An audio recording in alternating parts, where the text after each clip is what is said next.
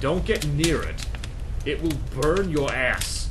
But also the rest of you. Hello everyone who likes to watch fights that don't make sense and don't need to happen, but they're gonna happen anyway. I am BorderWise and welcome back to From the Depths. And back to another silly tournament. I guess this is a silly tournament. I don't know what to call these things, alright? They're silly, good fun. Now, last time in the more silly tournaments, we had EasyCraft fight each other, but the time before that, we had the Alloy Deepwater Guard versus the Stone Onyx Watch, which was hilariously silly and fun and cool, and everyone loved it, and there were no problems. There were a lot of problems. So, we're doing something like that again, because somebody, and I'm sorry, I don't remember who they were, smart person, cool person, probably very attractive in real life too, suggested throwing the Alloy Deepwater Guard against the Steel Striders, but the Steel Striders are made of wood. So, that's what we're going to do, and we're going to stick with hard designs again, because that's fun, and they don't get enough screen time, I don't think. But there's two differences. The major difference between the Alloy Deepwater Guard this time and last time is that this time they are entirely alloy. So last time, I just replaced the wood with alloy. This time, all of the materials have been replaced with alloy, because as it turns out, hard and godly Deepwater Guard designs actually don't have that much wood on them. They're actually mostly metal, and some heavy armor around the strategic bits. So, our friend here is entirely alloy now. Alloy and some rubber, there's no metal, there's no heavy armor, no wood, nothing. Which means they're more expensive, and they're going to behave in weird, funky ways. And I have not tested that, so that's going to be very funny. And over here, in the other section, we have the wooden Deepwater Guard. Not wooden Deepwater Guard, the wooden... what do we call it? The wooden Steel Striders. Which is hilarious and cool, and we love that. And we get to see this fella playing along, the Cryosaur, which is a flame-throwing hydrofoil, which is hilarious and cool. Is that moving? It is! Deacon's Christmas. Anyway, we should get on with it. So, this is an elimination tournament. There's no teams, there's no loyalties here. So we've got the main bracket, the Buccaneer, unfortunately odd number of crafts, so the Buccaneer, since it was basically the winner of the last time we did something like this, it's gonna be over there. Perhaps that's an unfair advantage, perhaps not, and the losers bracket's over here, and we'll have to see if I did this correctly, and we'll have to just, well, we will figure it out as we go. Again, silly tournament, it's gonna be scuffed. I feel fine doing that because nobody entered these things as tournament winners, and there's no one's ego on the line. That's why this is fun. So, let's get going and set up the first fight, which is the Alloy Corsair against the wooden Cryosaur. So let's go do that. Alrighty, so we've done the math. It is 2 Alloy Corsairs against a single wooden Cryosaur. Cryosaur? I don't know how to pronounce that. But anyway, let's look at our lineup here. So we've got the fully alloy Corsair. It's got a little gun on it. It's got little missiles. I don't know. The Cryosaur is damn fast, so I don't know how well it's going to survive against this. But the Cryosaur has a flamethrower and is going to drive like hell and flamethrower things. And I believe these are torpedoes? So maybe we'll see that. Maybe we won't. Also, it has spawned rather low in the water, and hopefully that'll be fine. If it flounders, then we'll have to see. Alright, let's go!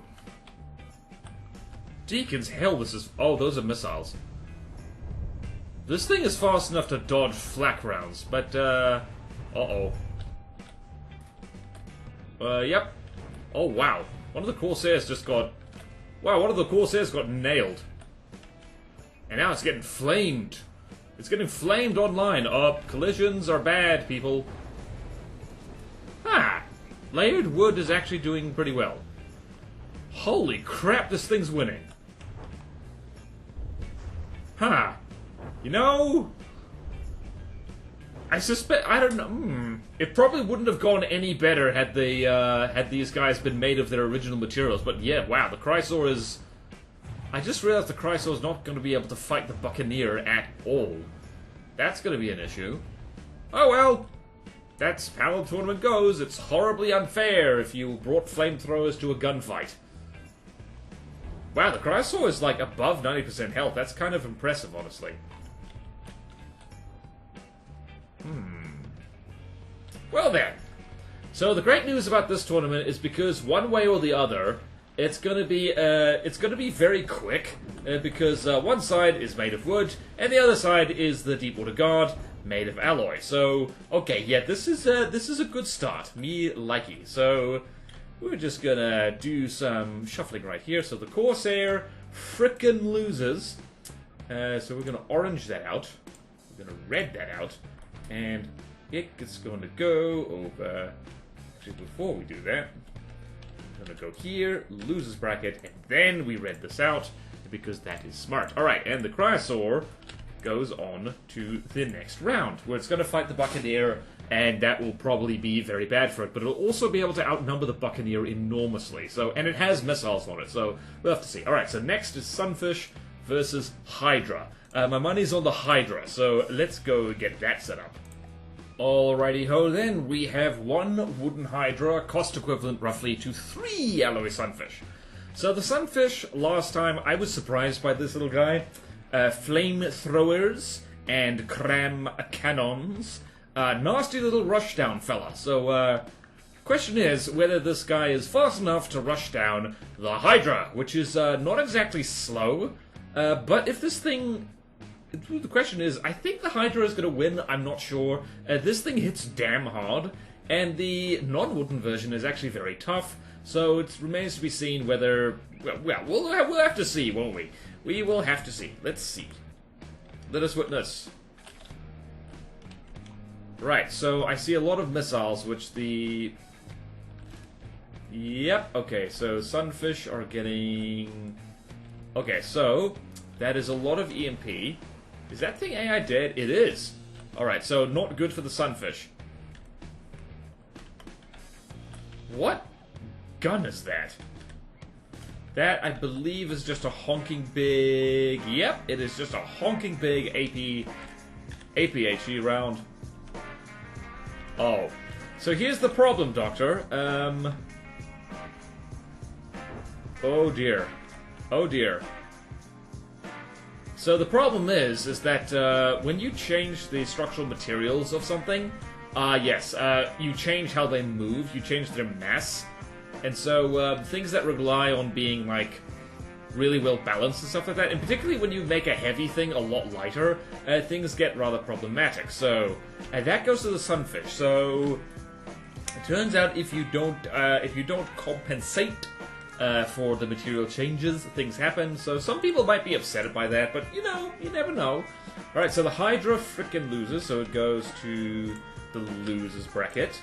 And that was very quick. I like how quick this has been. It means I can go to bed on time. Yay! And the Sunfish carries on over here. Perfect. And next is the Gotha versus the Wolin. And this depends on whether a wooden Wolin can actually dive or not. I'm not sure if it can. It may not. Let us see. Alrighty tighty, ready for fighty. Shirts are tighty too. Alright, so we got a single wooden Wolin against 3 alloy Gothas. If the if the Wolin can dive, it will win. And if it cannot, it will lose. So let's have a look here. So solid alloy Gotha actually looks pretty dope. Deepwater Guardcraft actually, like, generally are so good aesthetically. There you go, Ralston. I acknowledge it. Ralston plus team. They look pretty dope in alloy, honestly. The wooden Wolin just kind of looks weird. This looks like, I don't know.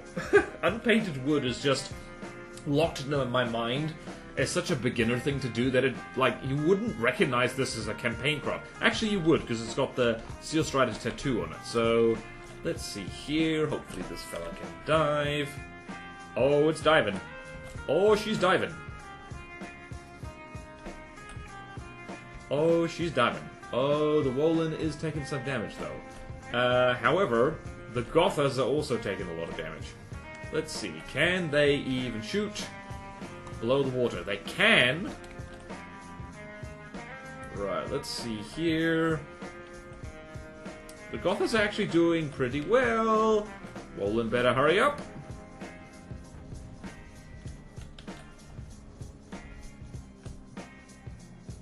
Oh dear. It looks like aiming straight down at a target. Damn, was that really just auto detection doing that? Oh no, the Wolan's losing. For the record, a regular Wolan would do would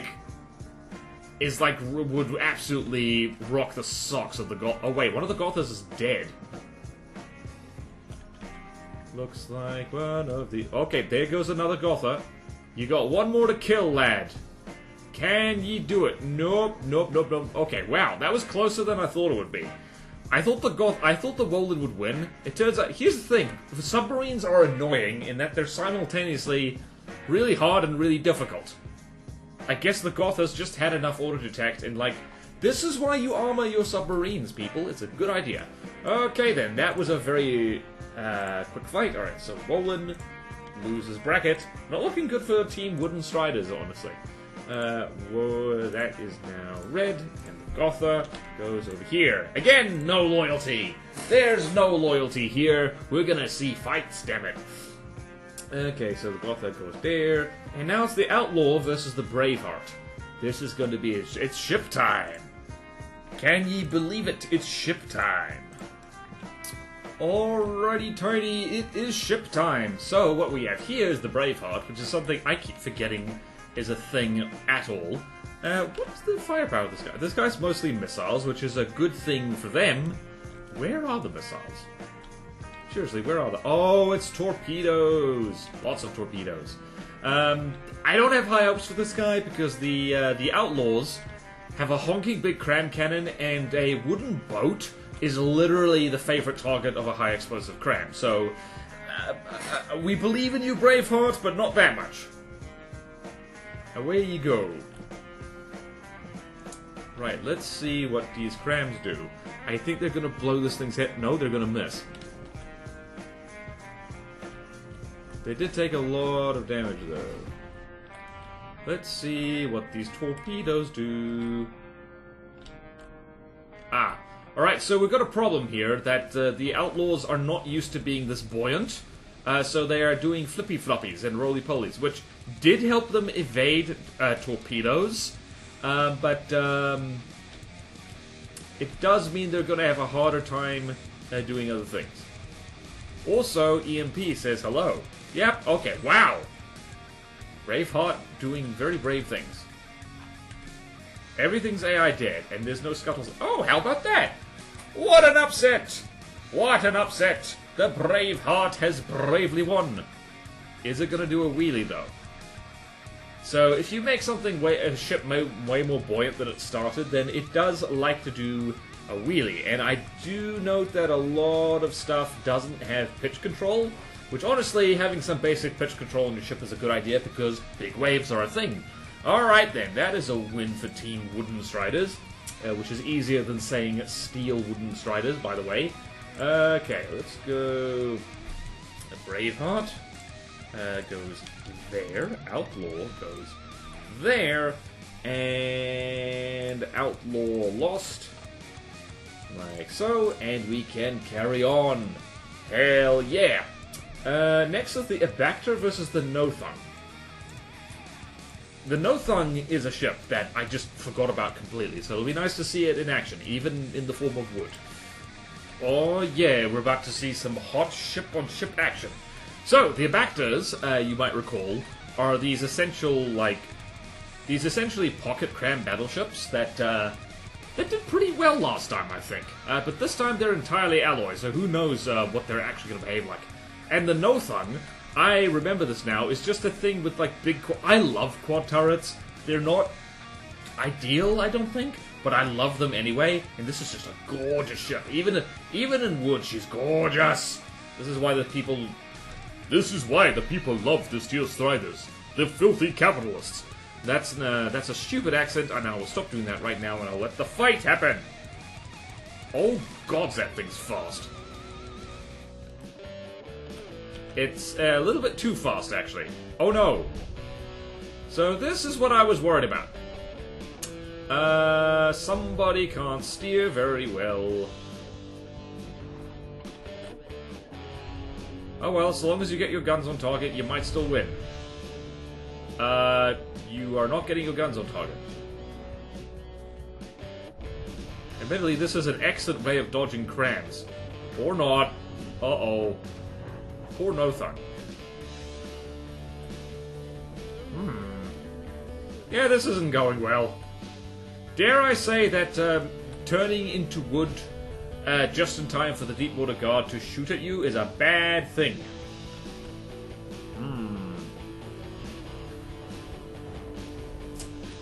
Ah yes, what we see here is the Defiant Handstand. Oh lordy. Wow! The anus has been amputated! Somebody call a doctor! Actually, call at least 2 doctors. One for each butt cheek. The anus actually doesn't have any butt cheeks, what am I saying? Alright, so that did not go well. Certain things survive being completely converted into a different material much better than others, it seems. I think the ships are going to have a rough time, but honestly, seeing a ship pop in a wheelie is always funny, so I personally have no regrets whatsoever. So, I'm terribly sorry to the Nothung and everyone rooting for her. So, Nothung, to the losers bracket with ye! Off ye go! And Nothung frickin' lost. Loser. And the Abactor goes up here, gets to fight the Braveheart. Alright then. Now, things get fun. Things get fun, things get cool. We're gonna have the Moray versus the Novgorod. So you will notice that we are doing this in roughly ascending order of costs, which is funny. Okay then. Okay then, we have a flying boat versus a missile that happens to have some... Well, against a missile silo that just happens to have some propellers attached. So, the Alloy Morays I don't think are going to do super well because they're armed mainly with cram cannons against something that is notoriously hard to hit with cram cannons. You know how I know this? Literally years ago, I was testing some of my first big ships against the earlier versions of the Novgorod, and I think it's only gotten more annoying since. So, these things spam large missiles up the wazoo, which I think is going to tear the Morays to pieces. If anything is going to take this whole tournament, I think it is actually going to be the Novgorod. So, let's see if that actually happens. Let's see if this thing can actually fly. It turns out, yes, it can. The Oblakas are a little bit... Oh, this thing has a LAM system. I forgot about that.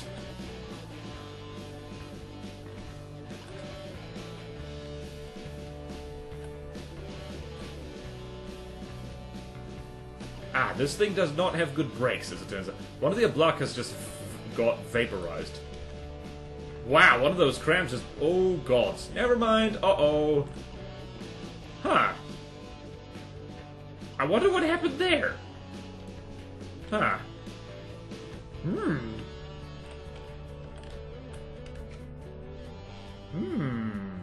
Interesting. I think the frag gun said hello. You know, I didn't forget about the frag guns. I didn't think they would make this much of a difference so soon. Yep, okay, so I'm gonna take back what I said before about the Novgorod taking the whole thing. Those missiles did not fire, and I do not know why they did not fire. Maybe they have, like, really strict local weapon controls and they don't shoot at anything above a certain speed. I don't know. I'm not sure what happened there. But 3 Morays is a lot, actually, for one. This is why going ham on the missiles is kind of a bad idea, because they're very expensive and things will undercost you. Alright then, I wasn't expecting the Novgorod to lose so far. This is I love how fast these fights are going. It's great news for my schedule. Alright, so the Novgorod banished to the losers bracket. There's a lot of Steel Strider stuff in here. And Novgorod is a loser. And the Moray is gonna go up here. And next is the paddle gun versus the Asphodel. This is gonna be interesting. The Asphodel, the paddle gun is gonna need to wipe out...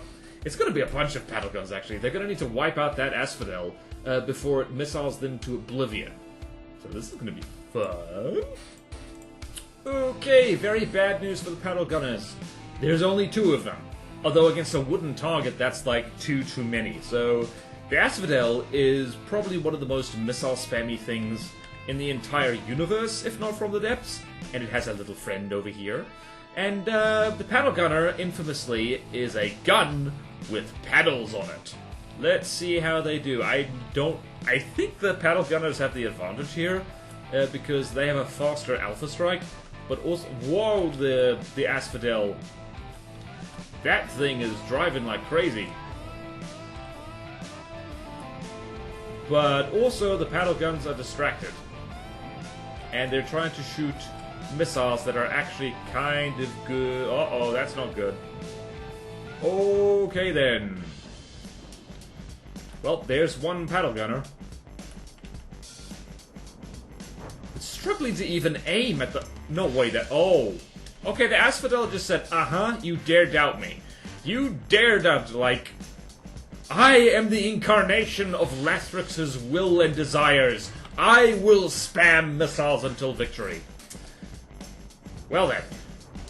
The Asphodel, by the way, has some of the nastiest damn missiles I've ever seen. Even while it's popping a wheelie like this. Let's just have it pop a wheelie in the background like this, because that's funny.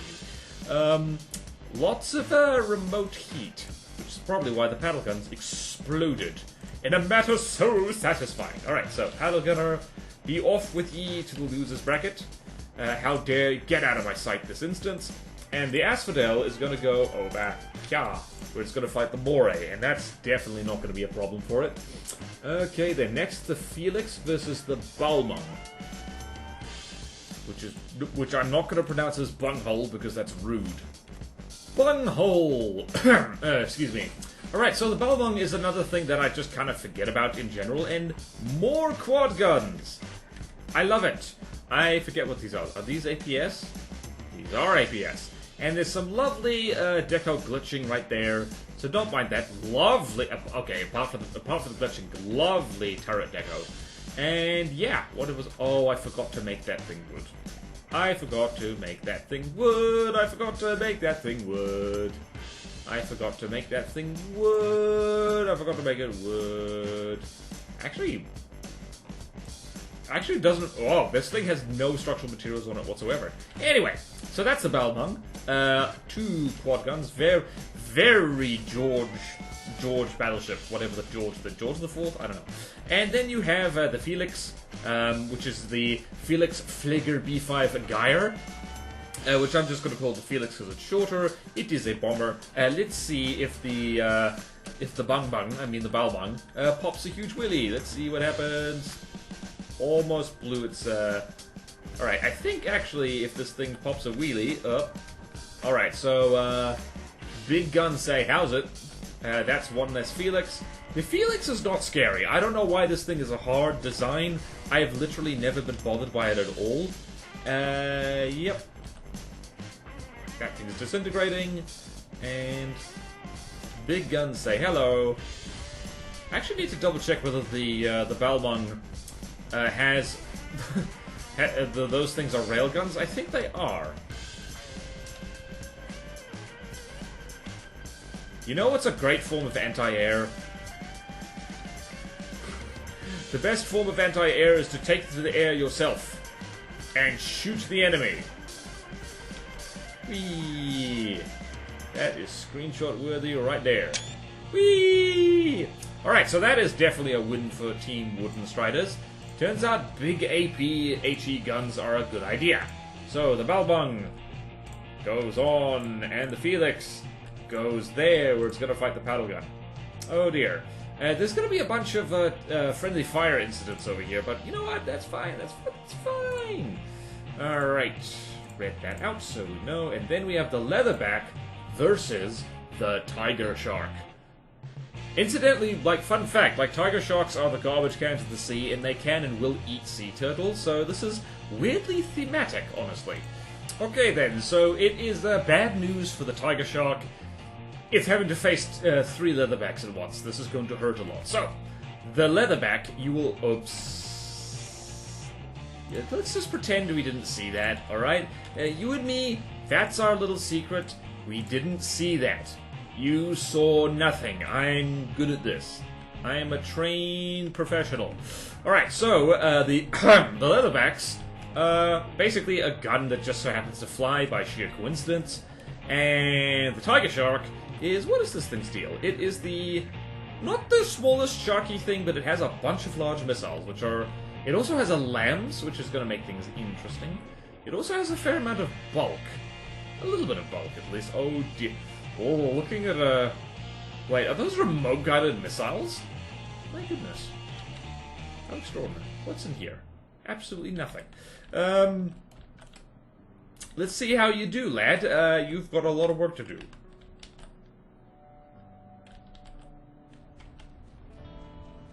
What are those shells? Let's just quickly check. That is... Pure frag. Okay, Tiger Shark is losing health really quickly.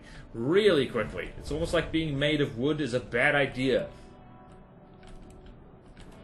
Yeah, those missiles are not... Yeah, if you're going to be a glass cannon, missiles actually aren't the best idea. Yeah, no, Tiger Shark is getting shredded. The turtles' revenge! They're tired of being eaten! I think those... Wow, this was savage and violent. It turns out, yeah, being made of wood, bad idea against things like this. To be fair to the Steel Strider stuff, I don't think the Tiger Shark would have won this even if it was made out of its original intended materials. Because the Leatherback is a flying frontsider, and the Tiger Shark is not, so there is some of that. Well, that was a savage ass beating. Was my math correct there? Yeah, my math was correct. My math was correct. Oh dear. Alright, so Tiger Shark gets banished to the Shadow Realm. But the Leatherback goes over here. It's going to fight the Balmung, which is not going to go well for the Balmung, I don't think. The Tiger Shark goes to the losers bracket over there. So Tiger Shark loses, so it gets painted in red. And then there's the Tortuga versus the Whale Shark. We've got a carrier-on-carrier fight. How exciting. Wait, no, the Leatherback... Okay, the Leatherback goes over there. That is correct. That is correct. That is good. We like that. Welcome to the fight where there's more text on screen than action. First thing we need to do when we've got 3 Tortugas against 1 Whale Shark, it is a 3-on-1, barely, we're going to just hop into the options menu and shrink the UI down considerably. So let's just do... Whoopsie daisy. Shrink that to 10. Can I read anything? I can read stuff. You are in trouble. So, Tortuga. Lag monster. I don't know why this fella in particular is so laggy, but like the Tortuga, for whatever reason, she's a laggy girl. She likes to put the computer through its paces. The Whale Shark's not that much better. The Whale Shark is actually less laggy for some damn reason, but has lots of planes. So we're gonna see whose planes are plain to see. They're both plain to see. Shut up, me. All right, fight time. You know, crazy thing, I kind of forgot that the Whale Shark had that. It kind of forgot it did that. I also kind of forgot that it has quite a monster lambs, and a lot of missiles, and what is happening? The text is so small over there that I can't really see much of what's going on, so I'm just going to assume that, wow, the Whale Shark is kicking ass right now. And... Oops, nope, the cram shots are starting to fly in. And now all planes are launched. And it looks like... Right, so there's interceptors being launched off the Tortugas. And it's not really doing that much. Oh, they can barely move, because they're too floaty and they're coming out of the water. Alright, let's look at the planes... This could be the longest fight simply because so many planes need to die. How's the Whale Shark doing? You know, I keep forgetting about that particle cannon. Whenever I think of the Whale Shark, I just think it's like, oh, it's the carrier. It's a big ass carrier. And then it goes thoom, and I need a change of pants. True story. True story, bro. Cool story, bro. Alright, so... Let's see, how well are the... Oh, jeez. How many small interceptors does this thing have for torpedo defense? Did that cram shell just bounce off wood? It did. Huh. I'm going to assume that cram is damaged. What is this? Oh. This thing has pure... kinetic... It has pure kinetic large missiles. How about that? What the hell am I looking at here? Oh no, those are cluster missiles. Spawning small... Oh. Those are tiny heat mines. That's nasty. That's really nasty. Alright, what else is happening over there? Alright, so... I'm just gonna say, so people who have a hard time reading, there's 2 exocets, 3 exocets down. Over on the Deepwater Guard side, they've lost a Cormorant, they've lost a Razorbill, and one of the Tortuga, this one probably, this Tortuga is having a very, very bad day. Maybe I should turn, I'm gonna turn the font up just a smidge, to make everyone's life just a little bit, there, 13, the lucky number. Now I can read. I'm still not sure about you. If you can't read, then do let me know how you figured out to click on this video. Like, seriously, that would be impressive. Alright, so this is the long fight. This is yet another reason why the carriers are not actually as fun as you might think. Because they take approximately 1,000,000 billion years to do anything. For the same cost, you could build a railgun that could yeet us and delete us the entire world. That's my excuse, I'm sticking to it. Alright, there's another Razorbill down. I'm not even keeping track of the planes. I think the exocets are just running wild on the Deepwater Guard planes, and that's just... Let's follow this lad. Look, he's painted! Wow, he got hit in the face a bit, I think. I don't know. Is that what they look like? It is! The hell am I looking at? Alright, so Whale Shark went through him again, and looks like, yep, 2 damaged, 2 high. There's a lot of despawning happening over there, yep. Things are trying to avoid colliding with each other, and it's definitely working, because they're not colliding, but they are dying horribly. Maybe the Whale Shark's gonna take this. Wouldn't surprise me. It's definitely winning, because it's still above 90% health. Because Lambs goes brrr. And, yeah, that's basically it. So, the fight could end right now. The Whale Shark... Team Whale Shark would have won. Blurred. Alright, so now we've got... Let's check our frames. Oh, a lovely 25 frames per second. A brisk pace for From the Depths, certainly for a carrier fight.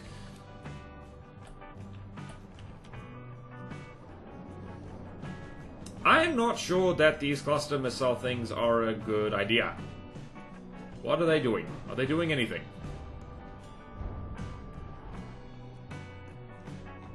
Are they doing anything? I can't really tell. How's this thing's health? I think really what's doing the work over on the Whale Shark is that giant, like, particle cannon. There goes a Puffin, looking up into space. What's happening? Not much. Let's see. A bunch of damage exocets. Where's the Squale? Where are you? Oh, there goes another thing. I don't know what that was. But, like, Team Tortuga is losing planes fast. Aha! Whoops. Oh, hello. Somebody changed targets. Cormorant, this is brave but foolish, I think.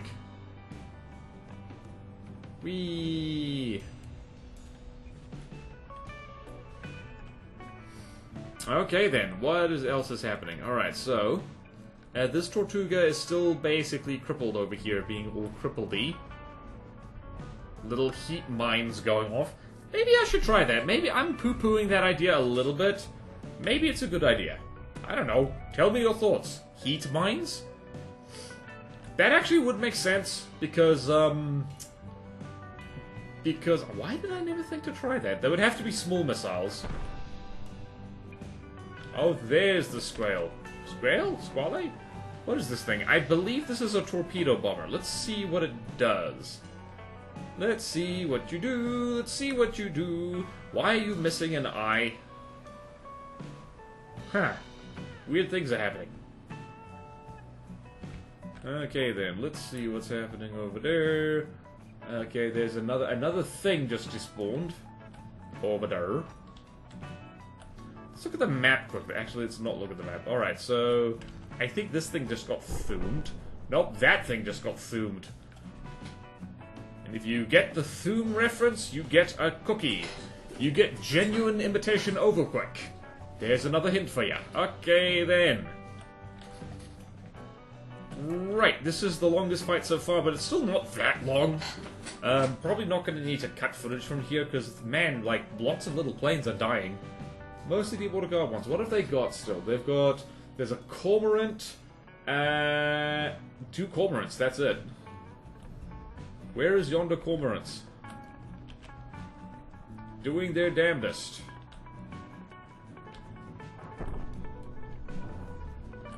And Big Thum. Big Thum. Boom, boom, boom, boom. There's gonna be a Thum. There's gonna be a Thum Thum. There's gonna be a Big Thum. If you get that reference, you are as old as me or you have interesting taste. Oh dear. And I think the torpedo's actually the thing doing the most of the work right now. Alright, what else is happening? What's happening? Tell me. I'm seeing stuff disintegrate. Oh, there's a lot of exocets. Wait, did all the... Why are all the exocets getting recalled? That's weird. Oh, God, that... Alright, well, there goes another Tortuga. Huh. What, did they get bored? Oh... I think they just got refilled with materials. That wouldn't make sense. What missiles are those? I can't even tell. And there's the Squale, which I believe... That's the... I don't know what this is. I don't know what this... What are you doing, sir? Oh, it's got a particle cap. Oh, that's the Sub-Hunter, almost certainly. Oh, maybe it's not attacking because the alloy Tortugas are flying too high. Flying too high to the sun. Oh, well. Well, this has definitely been the longest fight so far. It turns out when things are mostly made of wood or alloy, they, well, made entirely of wood or alloy, they tend to die very quickly. Where is that? There you are. Oh, you're not gonna be long for this world, you poor fella. You drive like crazy all you want. That particle cannon is going to thum you out of existence. Point of view. Point of view. Yep. Okay, wow, I didn't... Critical existence failure. Deacon's Christmas. Okay. That was fun. Alright, so Tortuga lost Le Horribly, so it goes over there. It fights the tiger shark. It also gets colored red to symbolize its blood. Alright, and the whale shark carries on. Whale shark carries on, and it just occurred to me I'm gonna need to actually fill out some more things. I'm gonna need some more of these. I'm gonna need a lot more of these actually because it didn't occur to me. I don't know. We'll have some of those. I don't know. We're working this out as we go. All right. All right. Barracuda versus Great White. This is not a good matchup for the Great White because Barracuda is bouncy airship carrier, and the Great White notoriously has really bad anti-air. It's like got basically no anti-air whatsoever because crams and huge missiles and that's it. But it's going to be fun to see them fight each other at least. Well, before I do anything else, the UI must be fixed so I can read. I can't read. Oh, big font. Thank you. Thank you, big font. So this is your daily reminder that huge missiles are frickin' expensive. And we're going to need to turn the UI basically off for this one. Because there's 4 Barracudas facing off against the Great White, because the Great White is just so frickin' expensive. It's full of crams, it's full of huge missiles, I don't know what you want, but this, pricey. Also conveniently numbered, so you know exactly which missile silo you're looking at. I like that, actually, it's a nice touch. But yeah, let's see how this goes. I'm just going to basically turn the UI off completely, or the font size.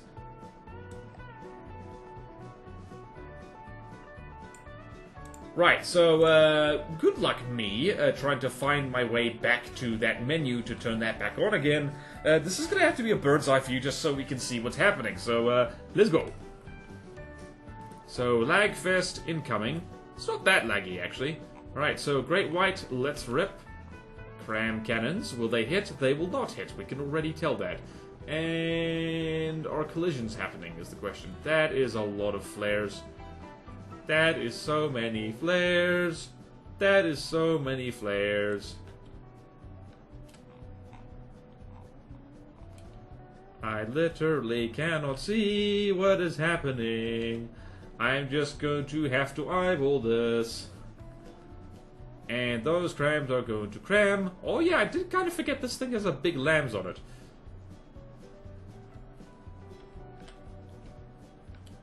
Did the big missiles fire? If so, where did they go? Where did they come from, Cotton Eye Joe? I don't know if they did. Oh dear. Oh lordy. Okay, Great White is at roughly 98% health, and the Barracudas are at a health percentage, probably. They are probably at some kind of health percentage. I have no idea where the huge missiles went, or if they were even fired at all. I don't have it's not going super well for the Great White. Yep, le damage, it is being le taken. Hold on, did these things fire? They did. They're somewhere. Where are they? I have no idea where they went. It is impossible to tell.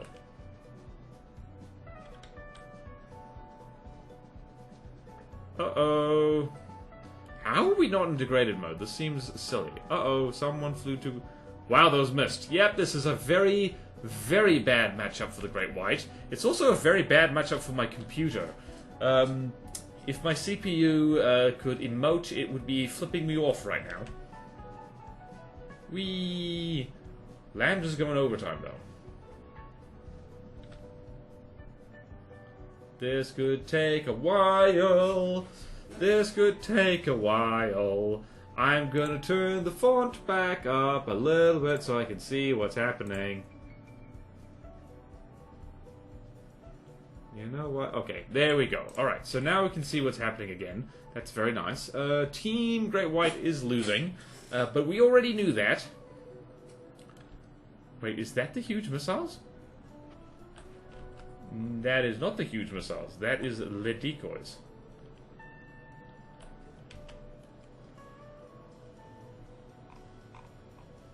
What is happening?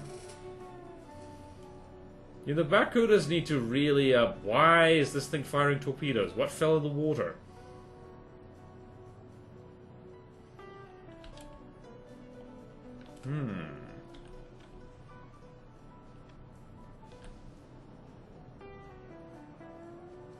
Right, I do want to keep an eye on the Great White just to see when the big missiles fire. The silos are opening by the looks of it. No, they're not.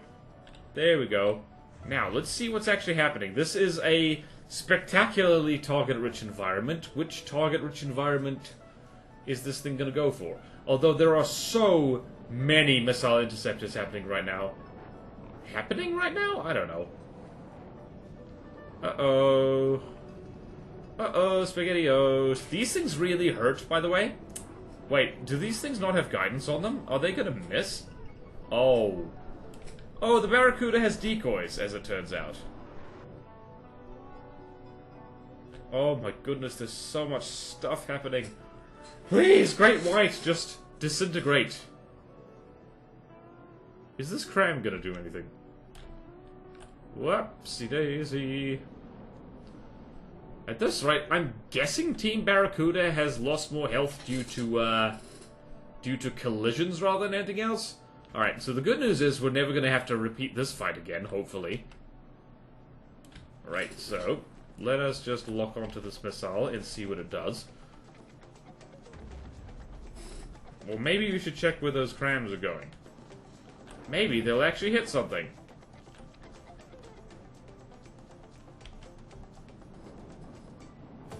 Do these things have signal processors? I actually don't know.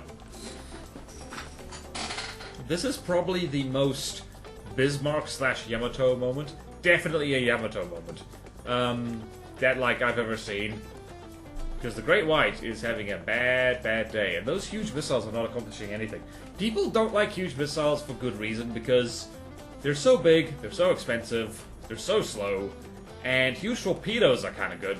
But huge missiles, less so. I'm amazed that the Great White's lasted this long. This thing's literally made of wood right now, I would remind you. It also doesn't get much cheaper when you make the damn thing out of wood.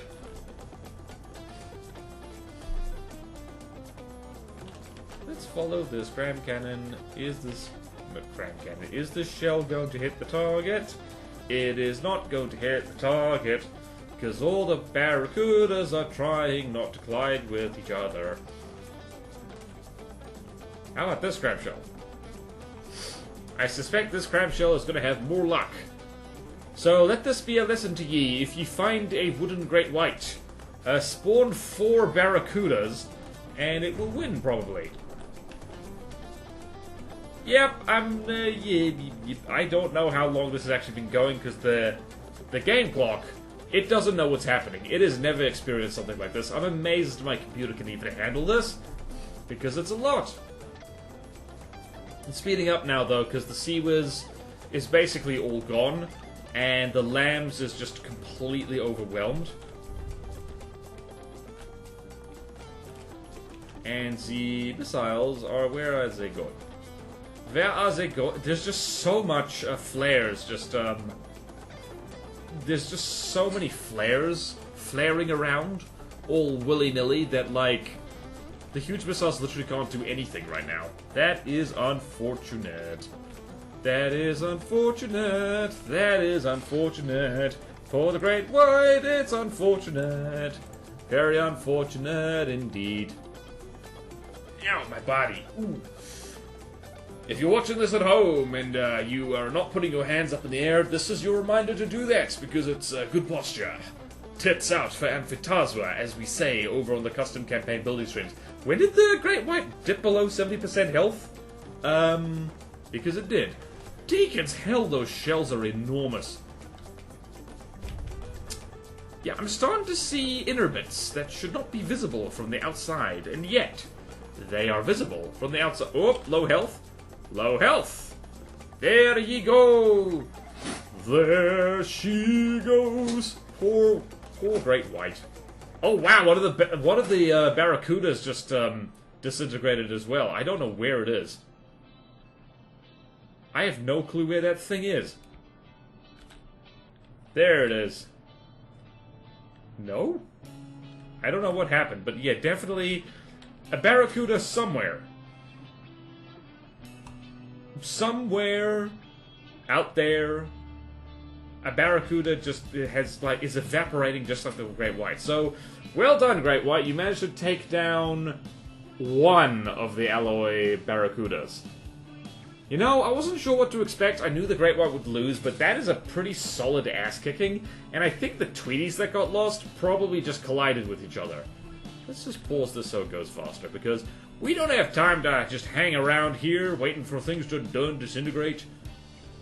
Where is that one disintegrating barracuda? I do not know where it is. Where is that? I think... wait, no, it's gone. What am I doing? It's already gone. She's already dead! Okay, then. It's kind of weird to see the Great White in wood. Dressed in wood. Dressed to kill. Bleh. Alrighty-ho, then. Alrighty-ho. And she disintegrates like so. Sorry, Wood Gang. It looks like turning the Great White into wood was a bad idea. I think everyone already knew that. She did move well, though, so that's nice. So Great White banished to yonder loser's bracket and is colored red, like blood. And the Barracuda goes there. Oh, God, it's Barracuda versus Whale Shark. No! Alright, then. I'm definitely going to need to flesh this out a bit. Alright, next fight. The Buccaneer versus the Cryosaur. And, I don't know who's going to win this one. It's going to be a whole bunch of Cryosaurs against the Buccaneer. It's going to be fun. It's going to be weird. Hopefully not as laggy as this. First things first, put the UI back exactly where it was. Because this is important to me. This is important. Well, it was very inconsiderate of the last fight to not tidy up all the flares on the battlefield, but there you go. That's how we do. So we've got 4 wooden flame boats versus the Buccaneer, which is the first fight in this here tournament. But we'll have to see how this goes. We'll have to see how it goes. Can the Cryosaurs missile the Buccaneer to death? Oh, frame rate, I missed you. Alright, so the good news is that the Cryosaurs are fast as hell, and they're probably not going to get hit with crams like ever. The bad news is that the Buccaneer has some pretty good missile defense, so the missiles aren't going to cut it. Never mind, they will cut it. And I think the Cryosaurs are actually fast enough to catch up. And let's see how good the altitude on the Buccaneer is. Is that flamer going to flame? This flamer's not going to flame. It is going to flame! Alright, also, the Buccaneer, made of alloy, has a little bit of issues with turning. Oh wow, I think the Buccaneer is actually going to lose this. Go, you mad lads! Burn him to death! Now imagine if the Buccaneer was still mostly made of wood. Actually, it's mostly made of metal and heavy armor, so what am I saying? Oh, this Cryosaur is, like, not having a good day at all. How did you survive that? Seriously, how did you survive that?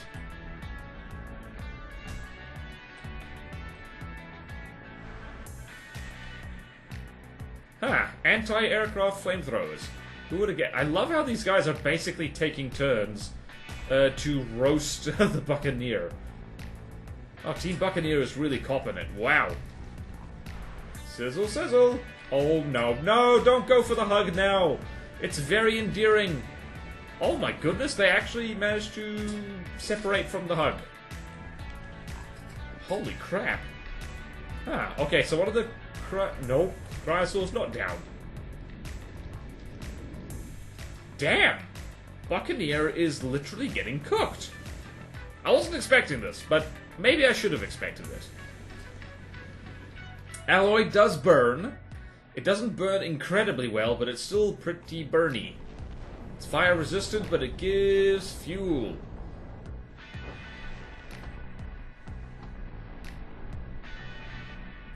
I'm sorry, what is this gun? What are these shells? There's no way they're struggling to, like, shoot frickin' wood. What are these? Oh, they're very, very tiny APHE shells, so, right, that explains everything. APHE at that size is not very good unless you're shooting at, well, munitions. Or wooden targets, perhaps. Have some more fire. I didn't mean to set the world on fire. Yeah, wow. The Cryosaurs are being very polite about this. They're just driving in, taking turns, burning the big flying thing, which is gonna fall out of the sky any second now. Honestly, flamethrowers are damn good weapons. I should use them more. They're also very satisfying, I have to say. Now, you gotta wonder whether the original Buccaneer would be bouncing up and down as much as this. She's going down. She's yelling down. She's yelling timber. Shunting, shunting, shunting, shunting. Okay, wow, somebody pulled a hard reverse. It looks like, nope, that's 3 flamethrowers. It's time for a Barracuda barbecue. Actually, I don't know what Barracuda, like real Barracuda, tastes like. I imagine it can't taste that bad if you barbecue it. And there she goes. Wow! That was a savage ass-kicking. Holy bananas. Holy banana splits. Holy banana splits. Can you do the splits with a banana? Make sure you stretch first. Make sure you practice before you do the banana split. Because otherwise the banana split will don't crash. Whee! I wish I could... Oh, what did I just say? That is actually a pretty chunky flamethrower, jeez. When these guys do barbecue, they mean business. Alright then, that was unexpected. The Cryosaur is actually really good. Who would have thunk? Alright, so Cryosaur carries on to the next rank. Buccaneer gets banished to the losers bracket. Unexpectedly so.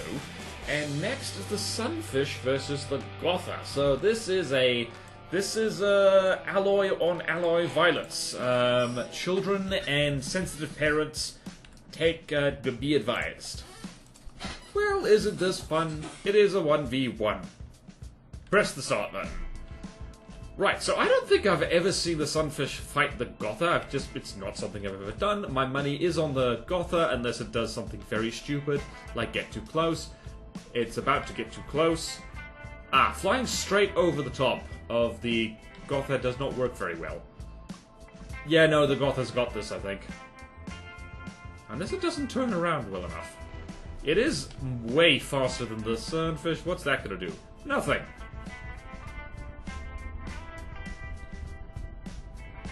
Where is the pilot supposed to sit on the Gotha again? Oh, there. Asymmetric.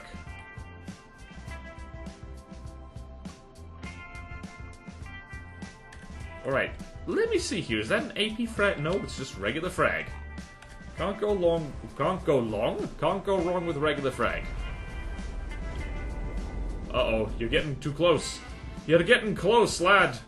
Careful, don't get cocky now. Right, the Sunfish does have missiles as well, and it is tickling the Gotha's butt a little bit. Oh no, they're dogfighting. They're ducking and diving and weaving. I think the Sunfish only has to get one lucky shot and the Gotha is dead. So this could take a hot second. This could take a hot second and also a hot minute. Also a hot thing. Also a hot coffee. Also a hot kebab. Also hot, hot, hot. Alright, so they appear to be stalemated at the moment, but by gum, a winner must happen. That is the rules that I am making up right now. The Sunfish is going to win at this rate. Maybe the Gotha's steering got damaged? Let's see. Steering? Damaged? Wait, the Gotha also has missiles, but it's not firing them at the moment.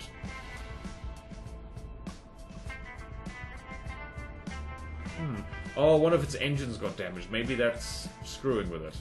It's not flying as fast as it was before. Yeah, the Gotha is about to lose. The Gotha has lost one of its engines by the looks of it. It is pretty cool how the engines on the Gotha actually are, like, you know, set up in the way that a propeller plane's engines would be. It's got 5 of them. Yeah, the Sunfish is gonna take this.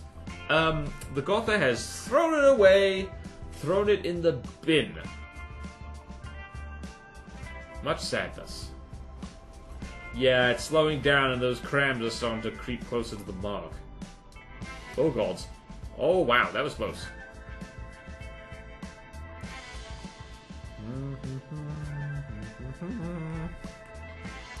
Yeah, those little missiles. Oh.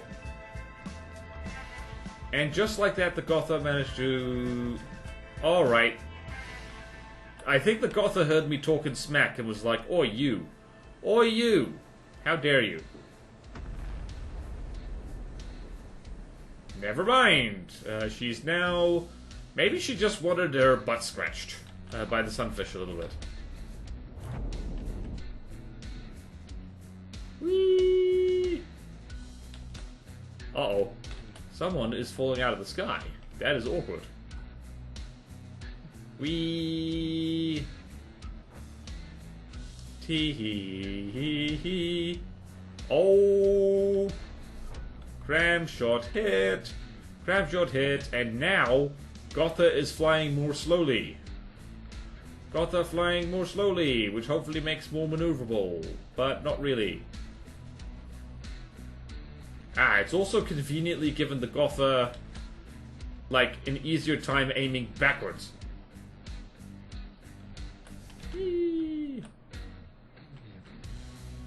This is definitely the dogfight of all time. Alright, I think, yeah, this is it. The Sunfish is cooked if the Gotha maintains this position. And Cram Cannon missed, to the surprise of absolutely no one. Oh boy. What a duel. Okay then. Lucky Cramshot says hello. I was not expecting that. I really wasn't. The Gotha could have had that. She threw it away. Threw it in the bin. Alright then. So Gotha goes into the losers bracket over here. And red out. Sunfish proceeds. That's going to be a flamethrower on flamethrower fight. It's going to be fun. Alright, the Braveheart versus the Abactor. Wait, didn't we do this before? That seems familiar. No, it was the Braveheart versus the Outlaw. I get the Abactor and the Outlaw confused for absolutely no reason, so that is embarrassing on my part. So, I have bad news for the Braveheart. She's going to have to be extra brave because she's facing off against two Alloy Abactors. It's just barely a 2-on-1. Like, barely. Like, it's like technically 1.5 on 1, but we're rounding up. So here we go. Let's see. I forget why the Braveheart is so expensive. I think it's because of missiles. Yes, it is because of missiles. And those crams are going to blow her to pieces, which is unfortunate. What did she win? She won against the Outlaw. Now I remember. But she's actually staying the course pretty well in the water. Unfortunately, it's not going to go well for her. Although, apparently it is going to go well for her, because she twists and turns in a manner most evasive. Never mind. She got the latest fashion for wooden ships, which is to have complete buttocks removal.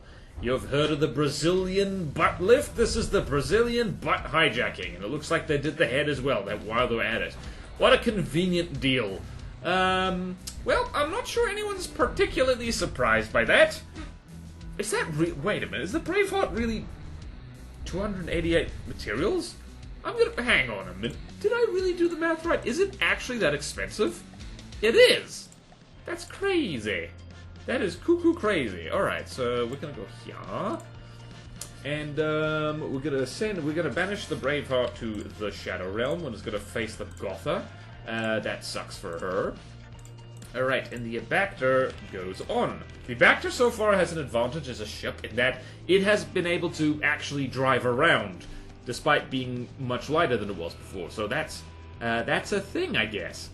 Oh boy, there's going to be a big losers bracket. Okay, moving on. Moray versus Asphodel.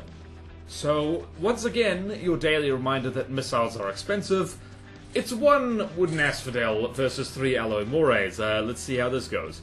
I don't remember what active defenses the Asphodel has. Maybe it's got Sea Whiz, maybe it's got other stuff. Or the missiles could just miss. That's a funky angle in those missiles, ain't it? Alright, so the Asphodel is rolling over to have its tummy rubbed, apparently. That is a big ammo explosion.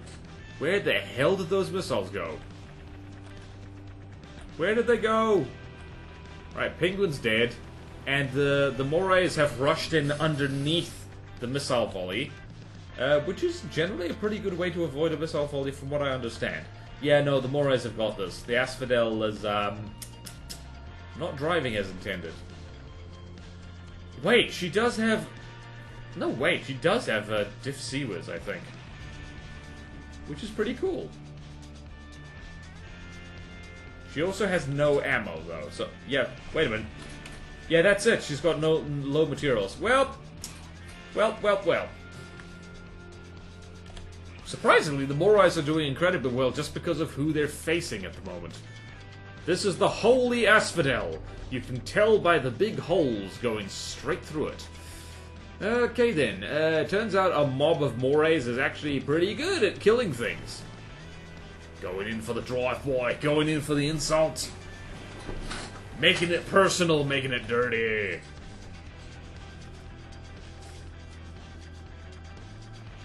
Do do do do do do do do.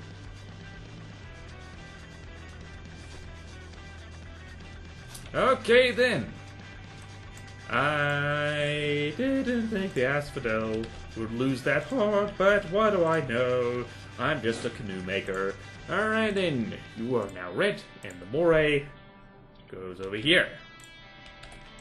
Okay, Balmung versus Leatherback. I'm so sorry, Balmung. I am so sorry to this wooden ship, which is about to get torn to pieces. Or maybe not, the Balmung has very good guns. Maybe it'll one-shot one of the Leatherbacks immediately. Nope. Nope, that's not gonna happen. Yep, nope, that's not gonna happen. Oh no, you popped a wheelie.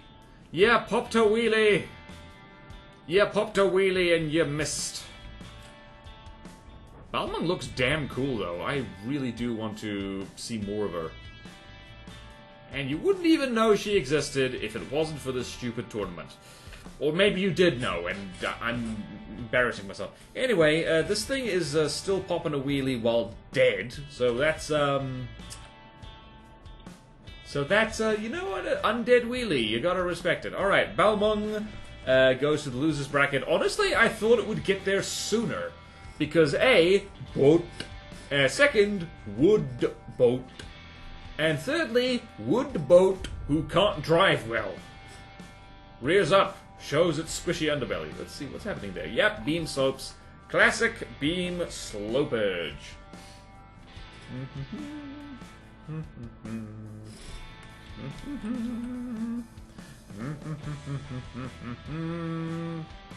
Da da da da da da da. Disintegrating. Please do not collide with each other, Leatherbacks. That would be very rude. Alright.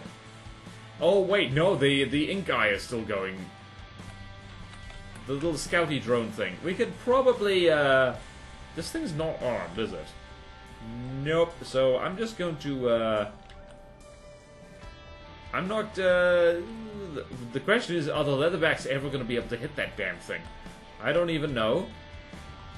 But let the soothing sounds of gunfire soothe you as I do things here. So the Balmung goes over there. It's going to fight the Asphodel. That's going to go really well for it. And Balmung gets redded.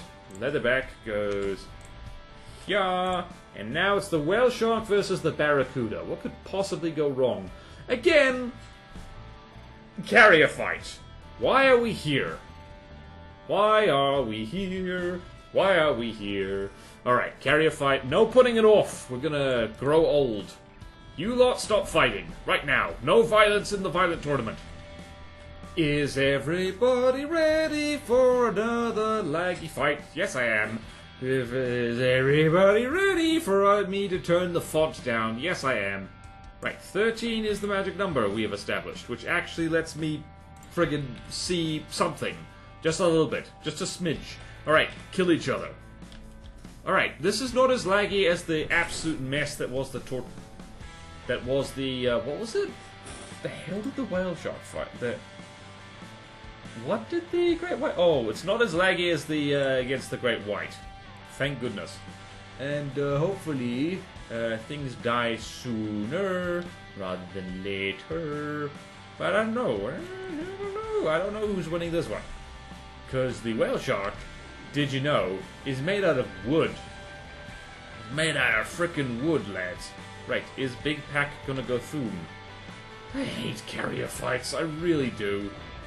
Goodness gracious, this is like one major reason not to use carriers in From the Depths is that the other guy might also have carriers and it might lag the universe too much. Did you know? Hello, Alloyed Barracuda, how are you doing? Are you currently lagging the... What frame rate are we on? Oh, less than 10. Right. You know, you'd think I would think of these things ahead of time and think to myself, carrier fight. Laggy. Very laggy. And, but I don't. I don't. And... Oh, hello. Well, that cram cannon had the opportunity to make something beautiful happen, but it did not. Literally everything is going for the whale shark. Literally everything. And the lambs is apparently not doing much. Is that particle cannon disabled? No, it isn't. It's just not firing. It's got a clear line of sight on one of the Barracudas. Did it fire and I just missed it? I do remember now that some of the Super Tweeties have APS, so there is that. There is that. There is that. I would like to be a fat cat, because then I wouldn't need to work. I would just sit and wash my butt. Look out, here comes the fat cat. Well, future me, if you don't speed this up, I hope you manage to make this entertaining somehow. Oh, hello. Particle Cannon says hello. Alright, so this thing lost a chunk of stuff by looks of... Ah, yes. A turret. Oh, multiple turrets. Multiple things. And... Whale Shark's still copping it. It's specifically the Whale Shark is copping it. Something terrible over here. Lots of little missiles just sneaking in and blowing up the deck. What? Oh, right. That's probably APS doing that. Just going bonk bonk through the stuff. That's the technical language. Oh, that's not good. You just dropped mines on yourself. That's not smart at all. I'm gonna go as far as to say as that's the stupidest thing you possibly could have done. And it's all because the Tweeties are slightly smarter than you. I don't think... Okay, so the Whale Shark is going to outrun it, so that's fine and dandy, I guess.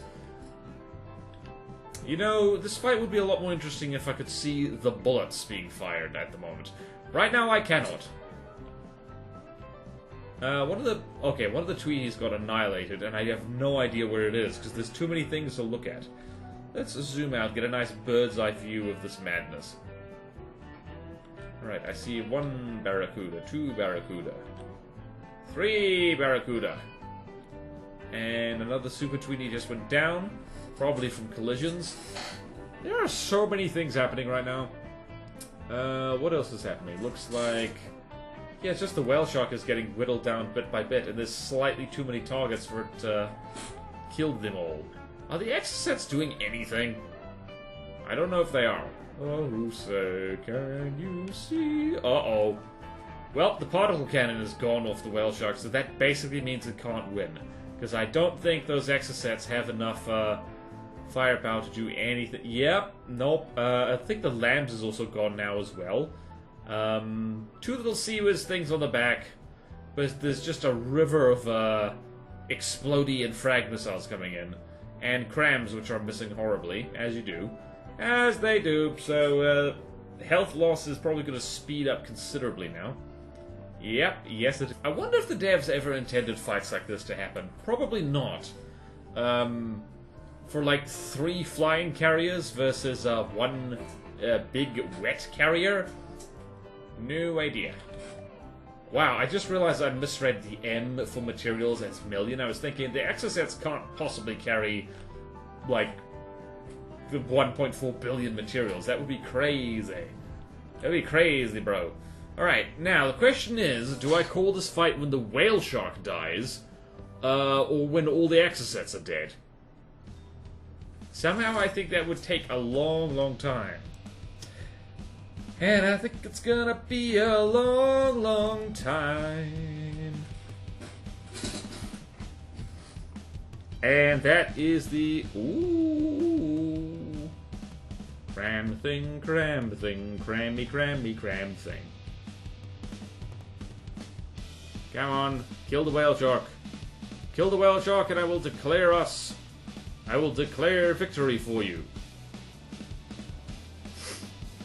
You know, I'm so used to testing, like, weapons and seeing weapons of, like, godly craft, that seeing something merely damaged wood as opposed to annihilated on contact is a weird feeling, honestly.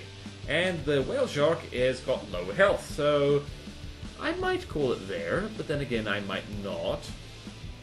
Yeah, we shouldn't call it there. Let's give the Exocets something to do. Let's give them their chance. Let's be fair. It's not about the carrier, it's about the planes which are carried.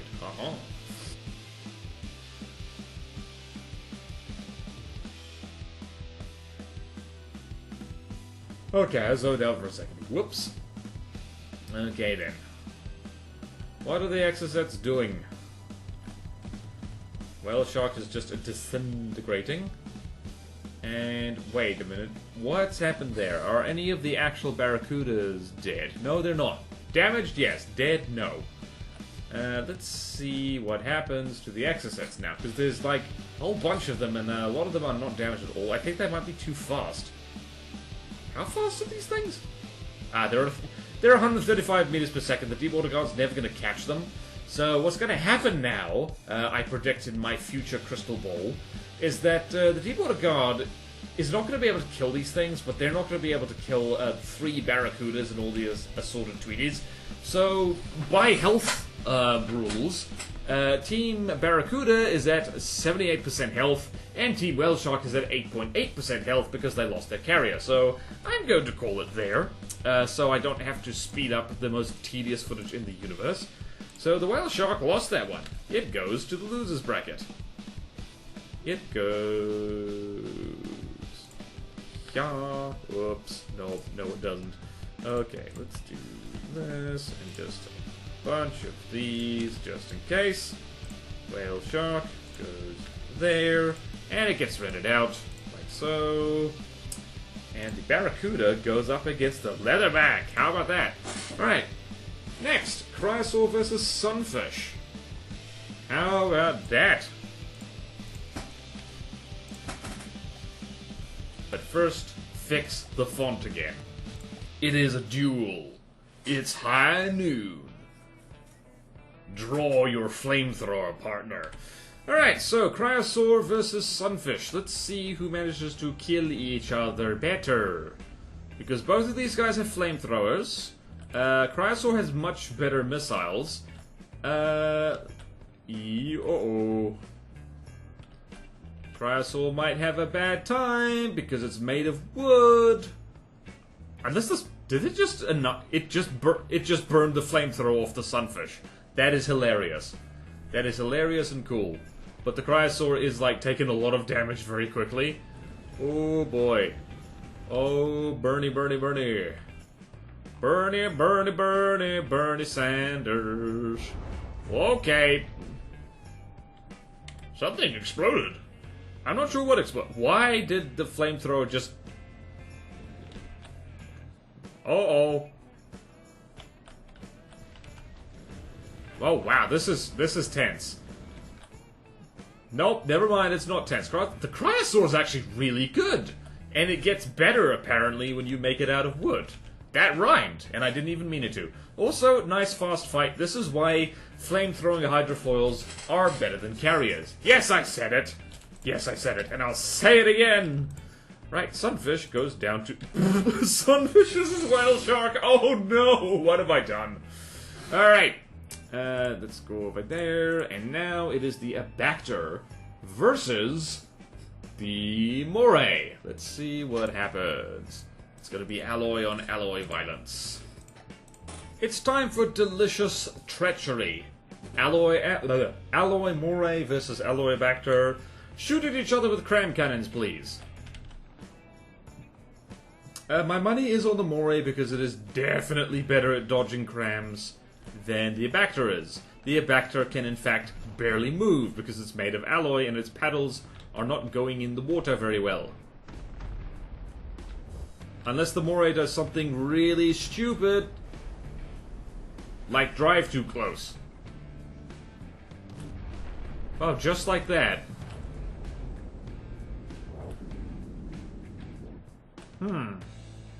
Abactor is still losing, though. Shout out once again to the Cram SFX mod. Bloody hell, the Moray, why are you flying so high? Are you gonna despawn from being too high? Are you high as balls right now? Oh, that's not good. Gonna go as far as to say that's bad. Also, I swear I saw repair tentacles or something happen there. Yep. Wait, is the Moray faster than it was before? Maybe. 72 meters per second is generally good for dodging cram cannons. If you're constantly circling in particular. Yeah, no, the Moray's got this. Oh dear. Who would have thunk a fast airship would have beaten a surface vessel armed primarily with cram cannons? You know, it's shocking. Shocking indeed. I don't know if this is a Bismarck moment or not. It probably isn't. And this is why, people, crams are actually an airship weapon. Because they fire down at the target and they don't need to arc. Very handy. Also helps if the target can't move. Honestly, gotta feel a little bit bad for the Abactor. The ships in particular in this tournament have gotten, it's been rough. It's been rough for them. Very rough. That being said, I am watching cram cannons actually accomplish something, which as a lifelong cram gunner, it's always fun to see. Usually they get shot down or they miss horribly, so there is that.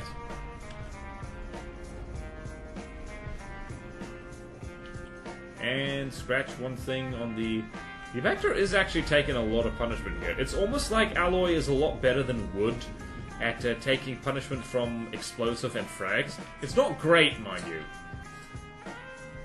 Metal is better armor. Interesting in the videos where I've talked about how, like, Alloy is not the best armor, like, people are willing to disagree on that. They'll say, like, no, Alloy is way better than Metal. I use it all the time and it's awesome.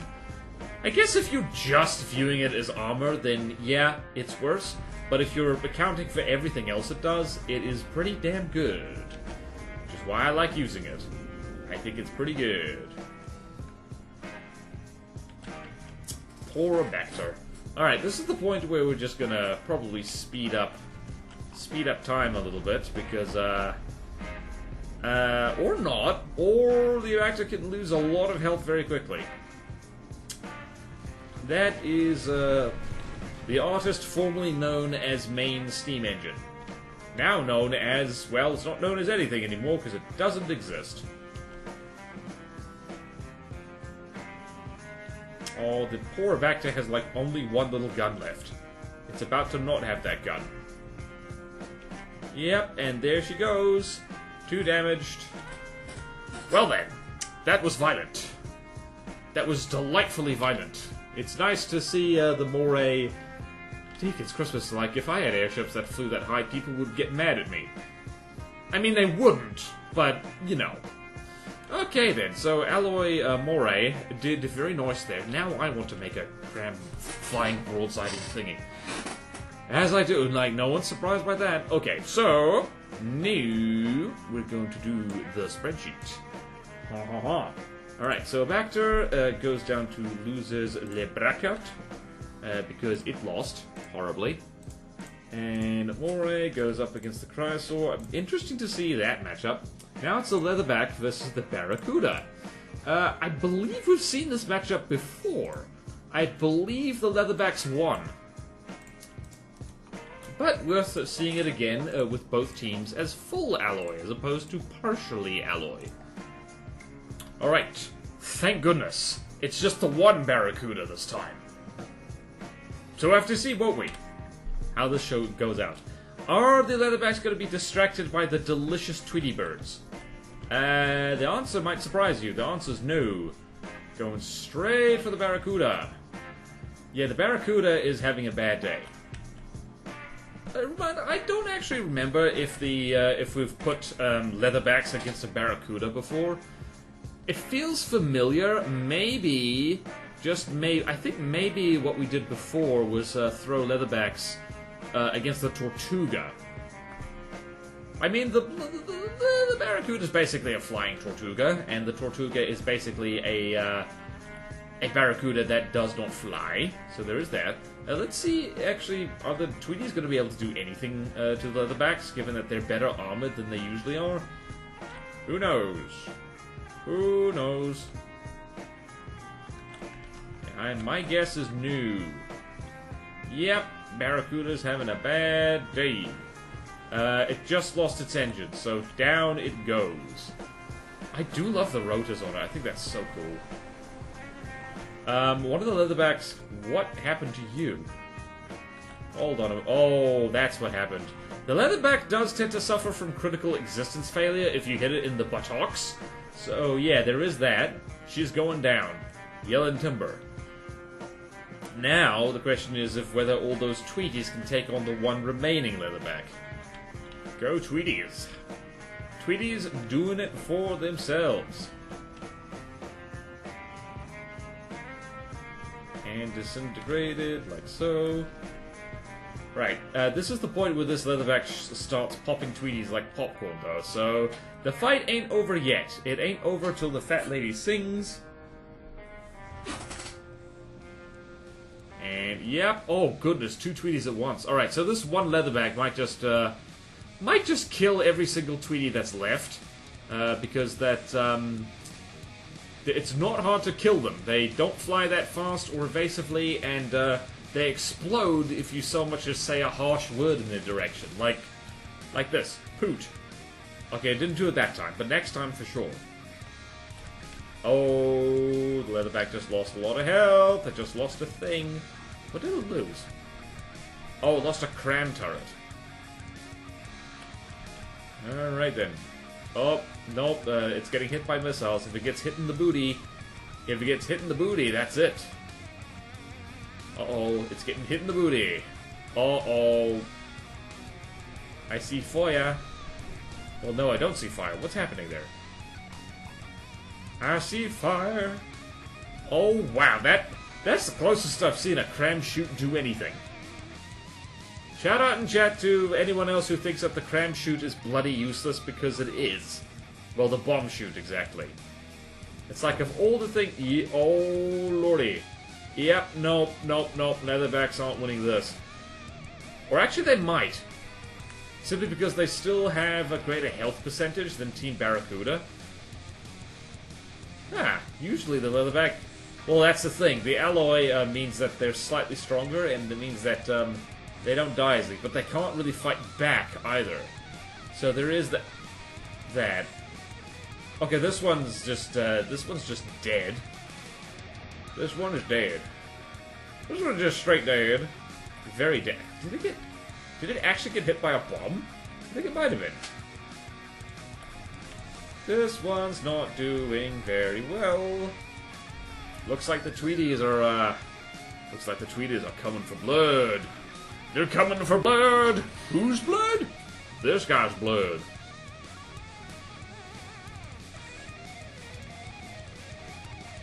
Yep. It looks like the Tweeties are gonna manage this. Yeah, just lots of little missiles, as it turns out. You know what really helps a problem? Throwing missiles at a target. From all angles, I should say. Oh, the Sea Whiz is disabled. Wait. I think maybe the leatherback might have killed itself with its own bomb. Remains to be seen whether it does the same here. It just lost a thing. I don't know what that thing was. It's probably important though. Oh, it's that. It's the rotary stuff. Give her a minute. Can probably speed this up, honestly. Future me, I trust you. Yep, nope, there we go. Didn't need to speed it up. She's dead. Oh, she's dead. She is very dead. She is very dead. She is very dead. The Tweeties saved it for everybody. Okay, then. Things are... The plot thickens. So the leatherback ends up in the loser's bracket. How about that? And the Barracuda goes on to... well, there's only 3 things there, so it goes on to the final... No, it doesn't go on to the final round. It goes here, it goes there, and I'm going to need to... Hold on. Insert one column to the left.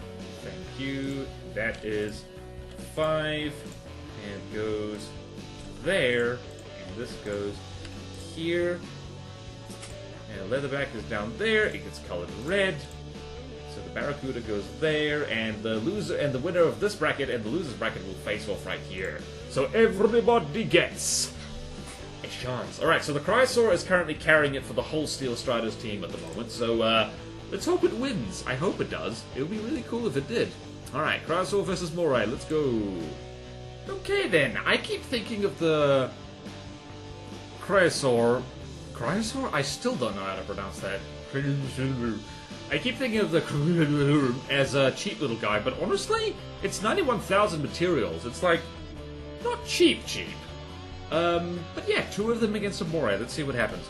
I forget which one of these guys is faster. The Moray is faster. That is a problem for the Chrysaor. But it is driving straight towards them, which is not the best idea, honestly. Sizzle, sizzle! Ha!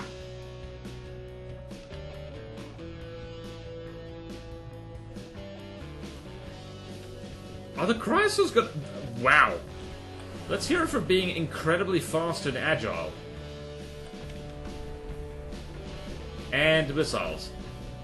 Missiles and flamethrowers are actually a really good combination. Or at least that's what the Chrysaor seems to be going. It's also too bloody fast for, like, to be caught by, like, anything. Also, that flamethrower has enough reach to hit an airship. Turns out, 400 meters range is plenty enough.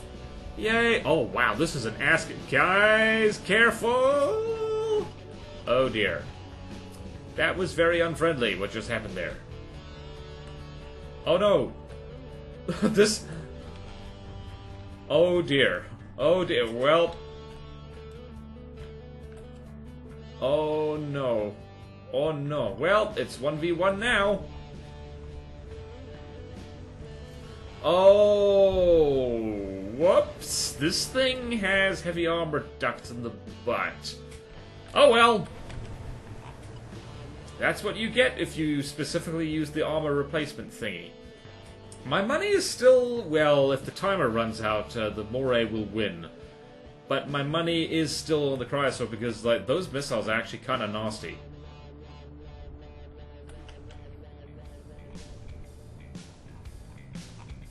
Burn, baby, burn,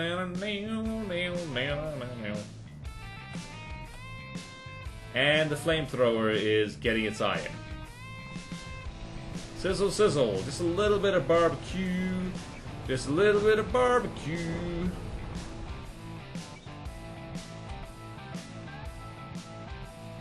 Jeez, that flamethrower is something else.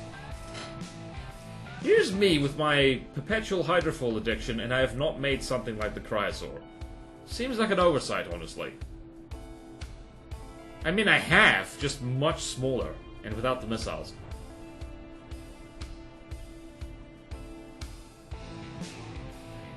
That gun is just missing horribly, because this thing... Seriously, hydrofoils are the king, man. They're just so good. Oh, right. It's not just the... It's like...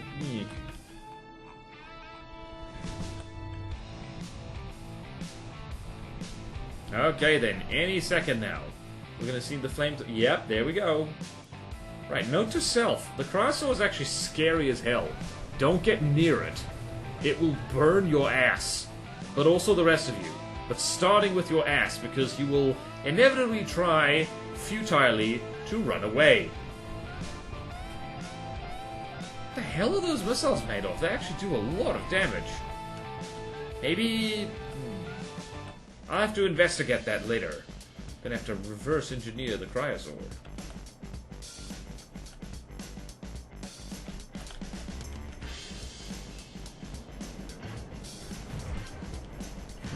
Maybe that's a valid armor scheme. It's just wood, except there's heavy armor ducts in there. What am I saying? That's insane and crazy. Is this AI dead? Nope, but its engines are gone. Uh-oh. Barbecue? Nope.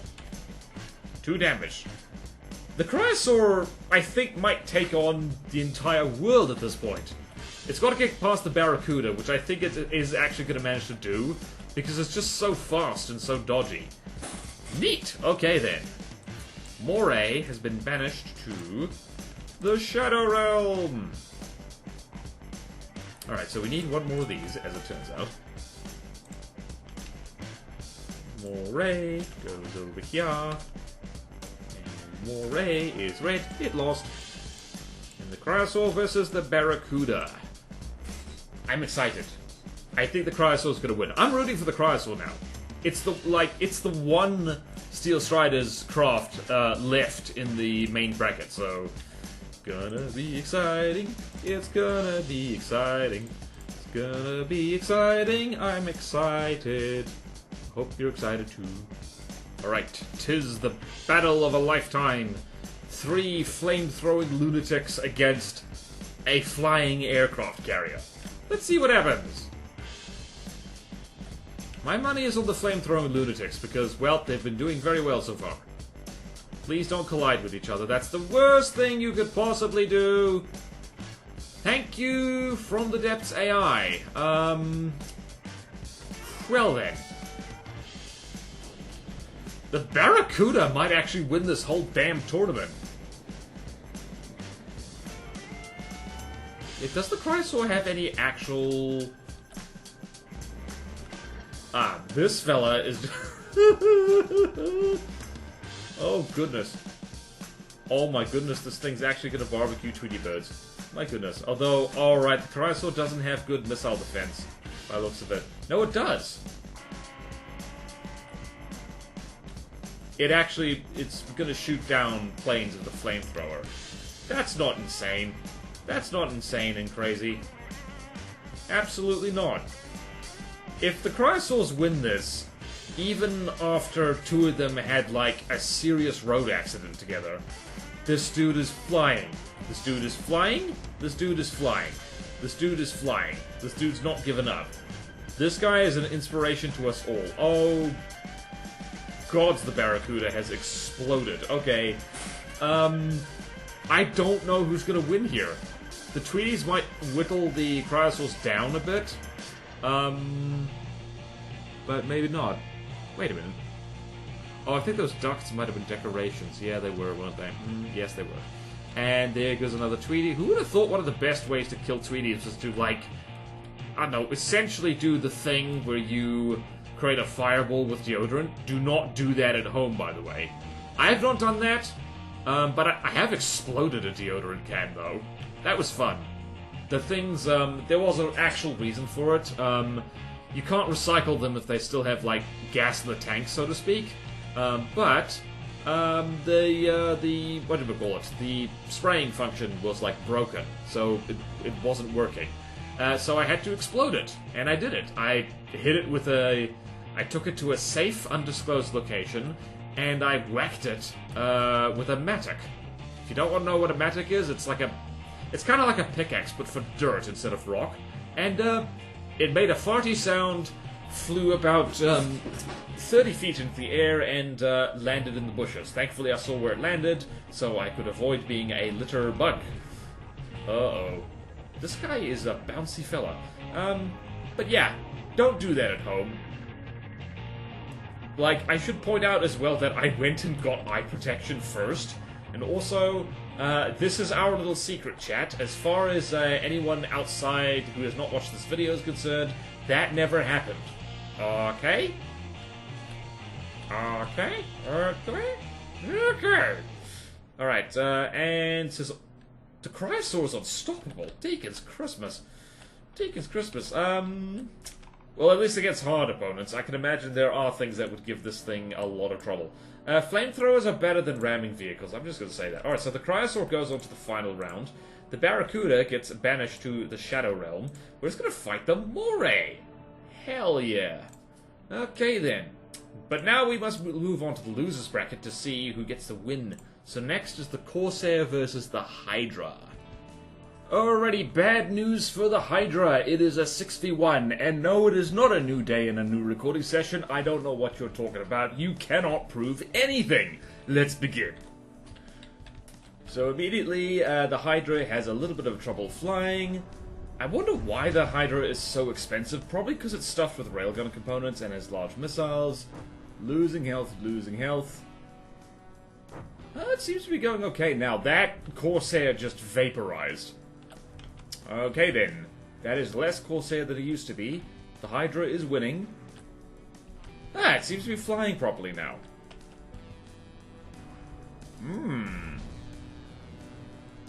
If the Hydra comes back from this and wins the whole damn tournament, that's going to be really hilarious. Like, really hilarious. Although, she is getting peppered with... Uh-oh. She's flopping. She's being floppy. Oh no, she's flopping to the side. What are those missiles in the Corsair? I wonder if they're IR or radar missiles. Alright, so none of the Corsairs are actually destroyed yet. Let's see. What just lagged? Huh, the Corsair's actually taken this... Not Corsair, the Hydra's actually taken this really well. Look at you being all cool. Ah, yes. AI dead, AI dead. And what do we got here? Lots of missiles that are just going hither and thither willy-nilly. Okay, Hydra's at 82% health now. Oh, I see railgun components. Oh no, she's actually taken a lot of damage.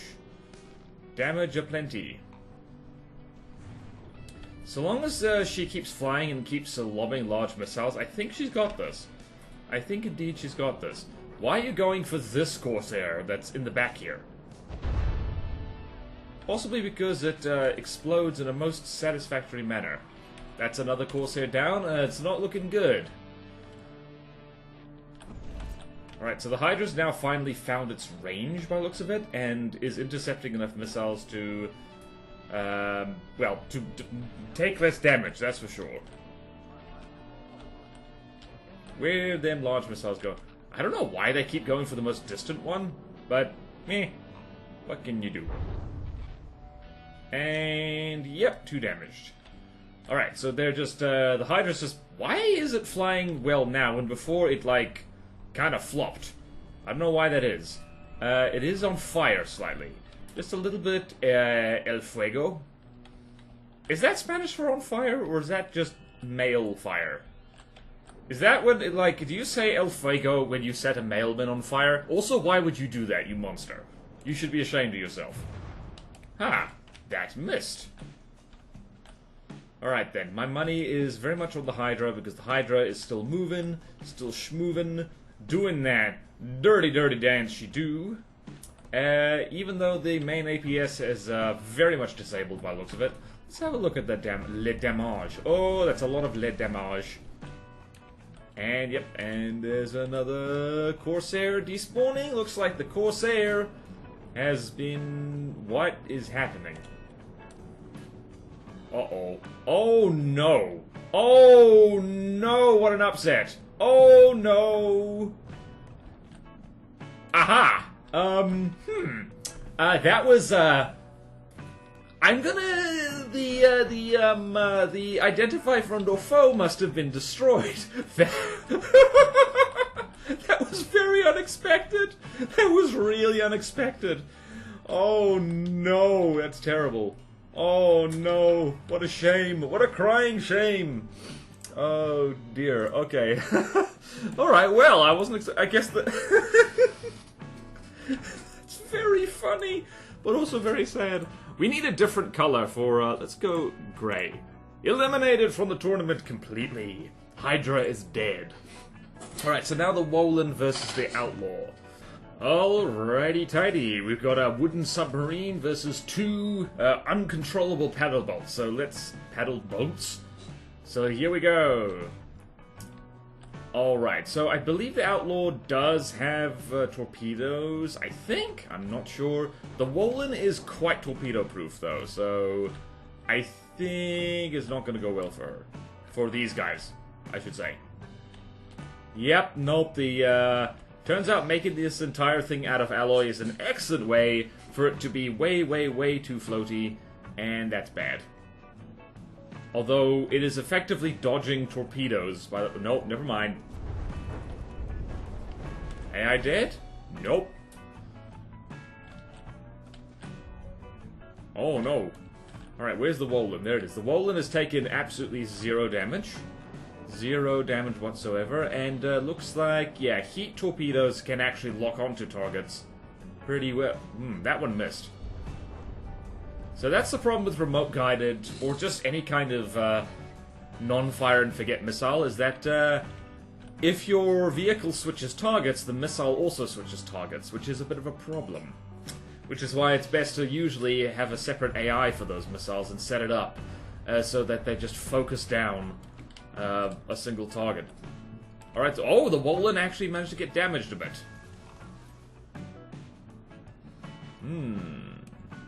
Very nice gun on there. I remember the Wolin traumatizing me one time.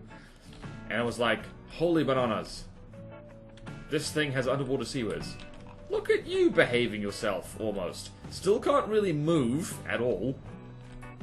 But, yeah, well, what can you do? Alright, so where's torpedoes? I want to see torpedoes happen. And crams do nothing. The goggles, they do nothing. That is a lot of missiles. Are these small missiles, or are they... Those look like mediums by the looks of it. Those are mediums. Yep. That explains how they're actually managing to do le damage. Aha! Target swapped, target swapped. And AI dead. Yep, there we go. Alright, so this was really not a, this was a solid ass-kicking. What did the Wolin fight before? The Wolin fight fought the Gotha. Where's the Gotha? The Gotha, what did the Gotha lose against? The Gotha lost against the Sunfish, of all things. I remember that. Hello, Wolin. I need to actually look up what a Wolin actually is when it's at home. Alrighty.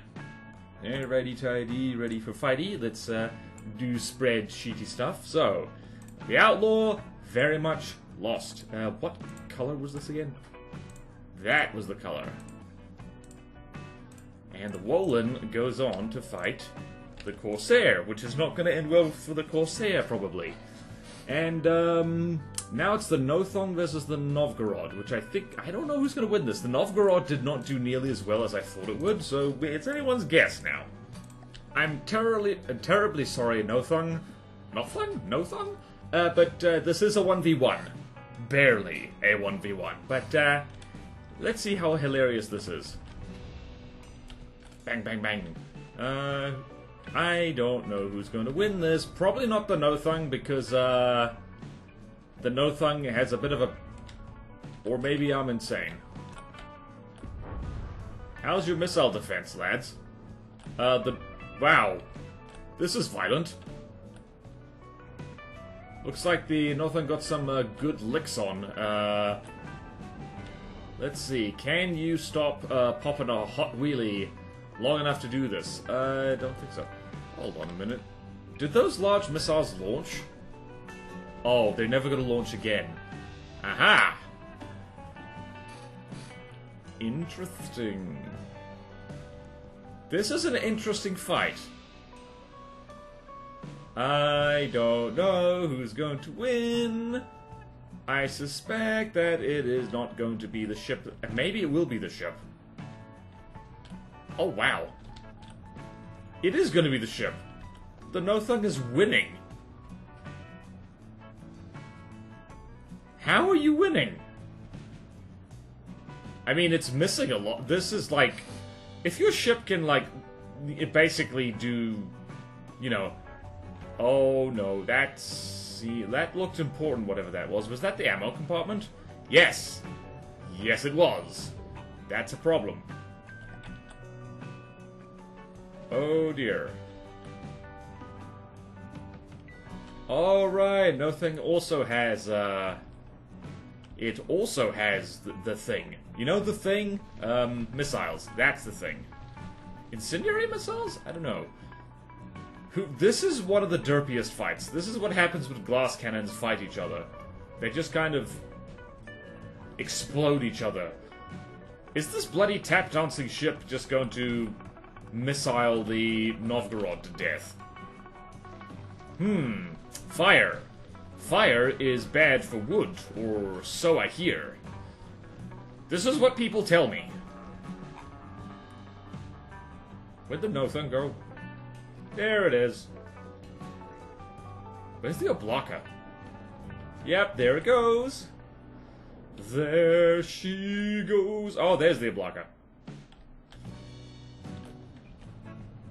Now, what kind of mantlet does this thing have? It has... I can't tell. What is that? Literally can't tell. That might be just standard elevation mantlets or something.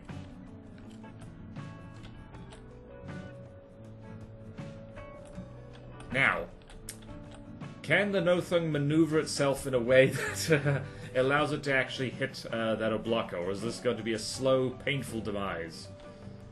A demise most slow... Uh-oh. Nope, it's gotten its iron. It has gotten its iron. It has stopped getting its iron. It is going to roll over to scratch its tummy. Uh-oh. Uh-oh. That's not good. Dare I say this is bad? Nope, it's rolling back over. Hooray for stabilization. I don't know why it's aiming for the rear of this thing. That doesn't seem sensible. That would do it. Is that AP of heat? That is nasty. That is nasty sauce. What the hell? The Nothung is now actually driving properly, like a ship. How are you doing this? How? And why weren't you doing that before? Well, the captain of the Nothung did extremely well to get its tap-dancing ship under control, although I think steering is a... Wow! Yay! Ship one, ship one, ship one. Hooray for ship winning. Okay then, well the Novgorod is out. Oh, damn it. Help! I lost my browser. Chrome, behave yourself. Alright, so the Novgorod... the Nothung goes... there. Novgorod is dead. You are dead. Dead, dead, dead. Alright, so now it's the paddle gun versus the Felix. I think the paddle gun's gonna win this one. That's my current bet. Feel free to bet money in chat, but like make sure you give your money to me. Kalu Kalay, it's a 1v1. Let's see what happens when the dedicated anti-air thing fights an aircraft. Right, bullets are happening. It is weird, the paddle gun's shells are, like, pretty slow. Aha! They're also pulling double duty as seawards.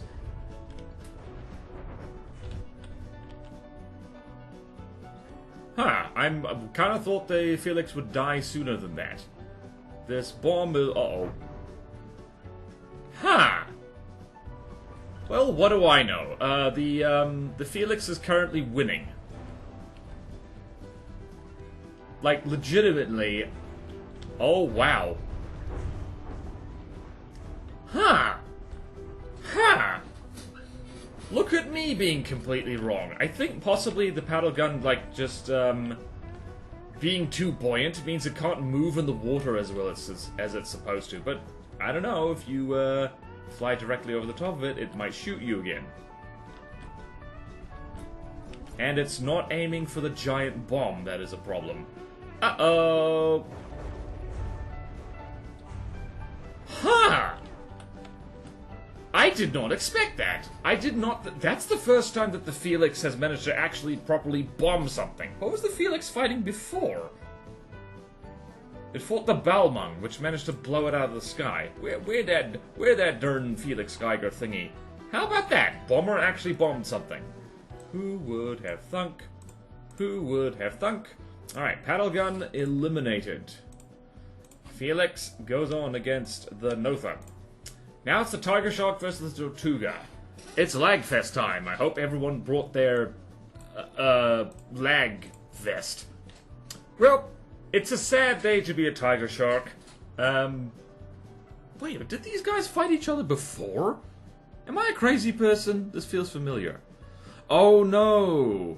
The Tiger Shark fought a different turtle, fought the leatherback. Tortuga is just Spanish for turtle. I learned that from Pirates of the Caribbean. Oh, hey, fight time. Alright, so you lag monsters must cease being Goodness gracious, why is the Tortuga so laggy? I mean, it's got a lot of things. It is specifically the Tortuga, by the way. Other carriers don't lag as much as this. Alright, so Tiger Shark is going... Brrr. Did it launch the big missiles? If it's so, where did it launch? Oh, probably there. Right. Right. That is a lot of fire coming in on the Tiger Shark. Lots of fire coming in on the Tiger Shark. And there are things like doing their best submarine impression at the moment. It just lost its Seaways gun. That's an issue. That is an issue. Are the missiles going to fire? Are they going to fire? I do not know if they are going to fire. They should fire. The missiles, they have been fired. Whee! Alright, so 2 Razorbills are already dead. Probably because they got torpedoed, because they decided to take a nice, refreshing swim. Let's see what these missiles do. They do what large missiles do best, which is blow things to pieces. Alright then. Over there. Right, main gun on the Tiger Shark is shooting down planes all willy-nilly. Do they not have AI mantlets? What are you aiming at? Oh, gods. Well, you're not aiming at anything anymore because you got exploded. That was a railgun? Blow me down, it was. It was, in fact, a pure railgun by the looks of it. Okay, then. Things are not looking very good for the Tiger Shark at the moment. Again, Tortuga makes long fight. How's our frame rate? Ah, yes, 30 meters per second. 30 meters per second? 30 frames per second. Oh, dear. Somebody just got torpedoed. Somebody just got torpedoed. Actually got AI deaded. Wow. Well then. Revenge of the Turtle.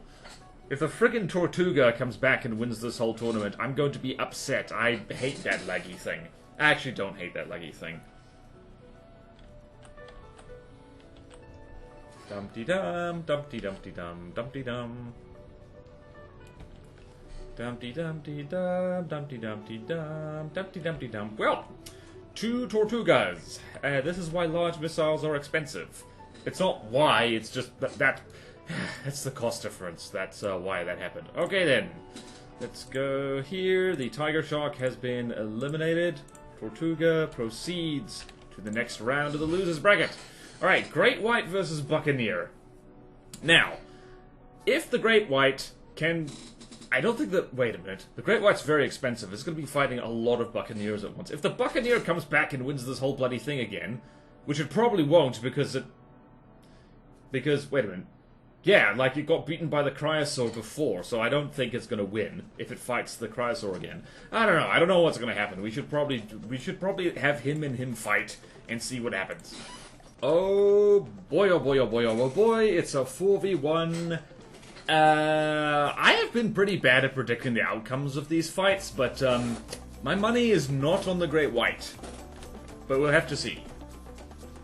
Also, this is laggy because these are big fellas. Let's see, are those crams gonna do anything? Nope, they're gonna miss horribly. Are these crams gonna do something? Most of them appear to be missing horribly. Some of them did not miss horribly. Let's see, are these crams going to hit? They are going to... Wow, they went through the sails. Right, where did yonder huge missiles go? The huge missiles are being split in all directions, which is not good news for the Great White at all. Are these crams going to hit? I think the Great White could be made a lot scarier, but I personally do not volunteer for that task.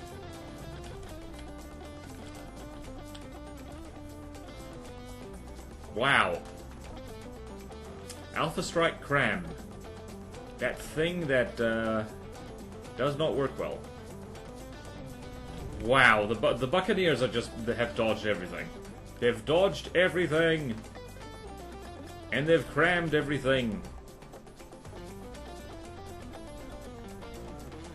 I should probably check my computer specs, because I feel this shouldn't be this lagging.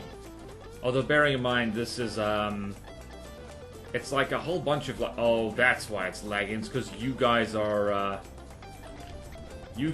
very close to making sweet, sugary, uh-oh. No, no, no, no. Traffic accident. Traffic accident. No. Three-way pile up. Don't do this. You have so much to live for.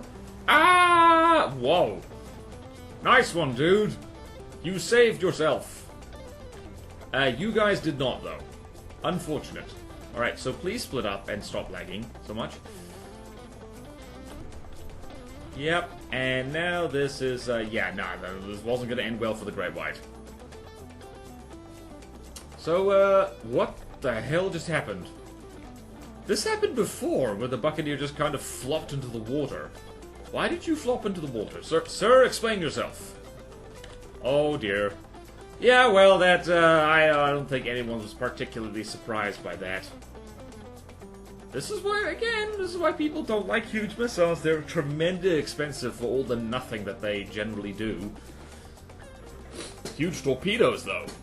That's a different story. They're pretty good. Except they're torpedoes, and they're only good against things which don't fly. And sometimes in this game it feels like all the things you should be most scared of are the things that frickin' fly. So yeah. Well then. And now that Buccaneer is taking a swim again. Just, I don't know. It's saying like, come on in, guys, the water's fine, there's no sharks in it, not anymore. Okay then, well, how about that? Great White eliminated from the tournament completely. And the Buccaneer goes on to fight the Tortuga, which I feel we've seen before. But this time it's different because it's all alloy all the time. Alright, so now the Gotha versus the Braveheart. I hope the Braveheart can be brave. You know, it's honestly... I think it's just because the Steel Striders really like to spam missiles, but man oh man, they just keep getting outcosted. Well, undercosted by Deepwater Guard designs. And I've just remembered that the Braveheart has large torpedoes. This is not going to go well for it. Oh, dearie, dearie me. Oh, dearie, dearie me. Oh, the poor Braveheart. Yep, it is being melted by bullets. Yep, and it's got melted by bullets some more. Yeah, the Steel Striders really don't do well when you convert them into wood. They really do not do well. Although, one of the Gothas just... What happened? Wow, this is quite literally half the ship it used to be. And there's a gun going pew. Haha, 69. The funny number! It just occurred to me that the Gotha is a little bit like a flying paddle gun. That literally just occurred to me, and I don't know why it didn't occur to me before. One of the Gothas has just spontaneously evaporated.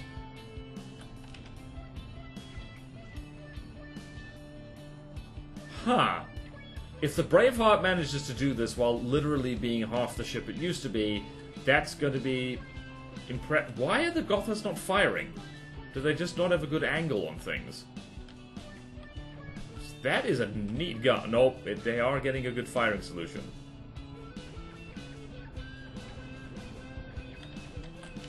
Did that gun get destroyed? No, it didn't. What is happening? Aha, that Goth is fire. How are you doing this? Half a ship. If it isn't obvious, I am so rooting for the Braveheart right now. The fact that this thing is, like, literally lost its entire bow. Oh, yeah, that thing exploded. Wait, is that a heat gun? Hold on. I don't know if it... Wow, it just surgically took out that engine. Where did bullet go? It's an incredibly fast round. Whoopsie daisy. Whoopsie daisy, whoopsie poopsie.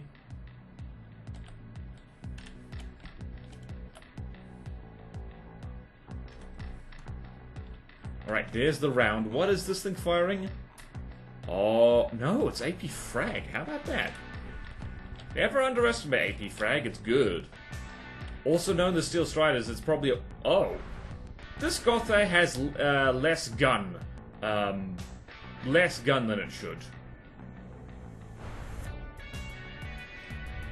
What? Oh, both the Gothas are disarmed. The Braveheart's going to win, because it still has a gun. That thing is now really dead. What the hell happened there? Holy crap! What an upset! Crazy. Crazy, crazy. Wow, that Gotha literally got ripped in half. Ah, well then, how fitting. This Braveheart is roughly 2/3 of the ship it used to be, and this Gotha is roughly half the plane it used to be. Extraordinary. I love it. Extraordinary, I love it. Okay, so the Gotha has been eliminated from the tournament, and the Braveheart goes on. Braveheart goes on. Alright, Asphodel versus Balmung. My money is on the Asphodel here, but both of these things drive like crazy now that they're made entirely out of wood, so we'll have to see. Who's ready for ship wheelies? Alright, it is a 1v1. This might be the first 1v1 ship duel we've had in this silly tournament thing. I don't know. Anyway, let's see what happens. We've got a classic gun versus missile situation, and both of them are driving like crazy. Uh-oh. Oh no, the Asphodel is showing its squishy underbelly. And the Balmung has taken off into the sky. And where is the huge missile volley? Oh, there it is. It's missed. Uh-oh.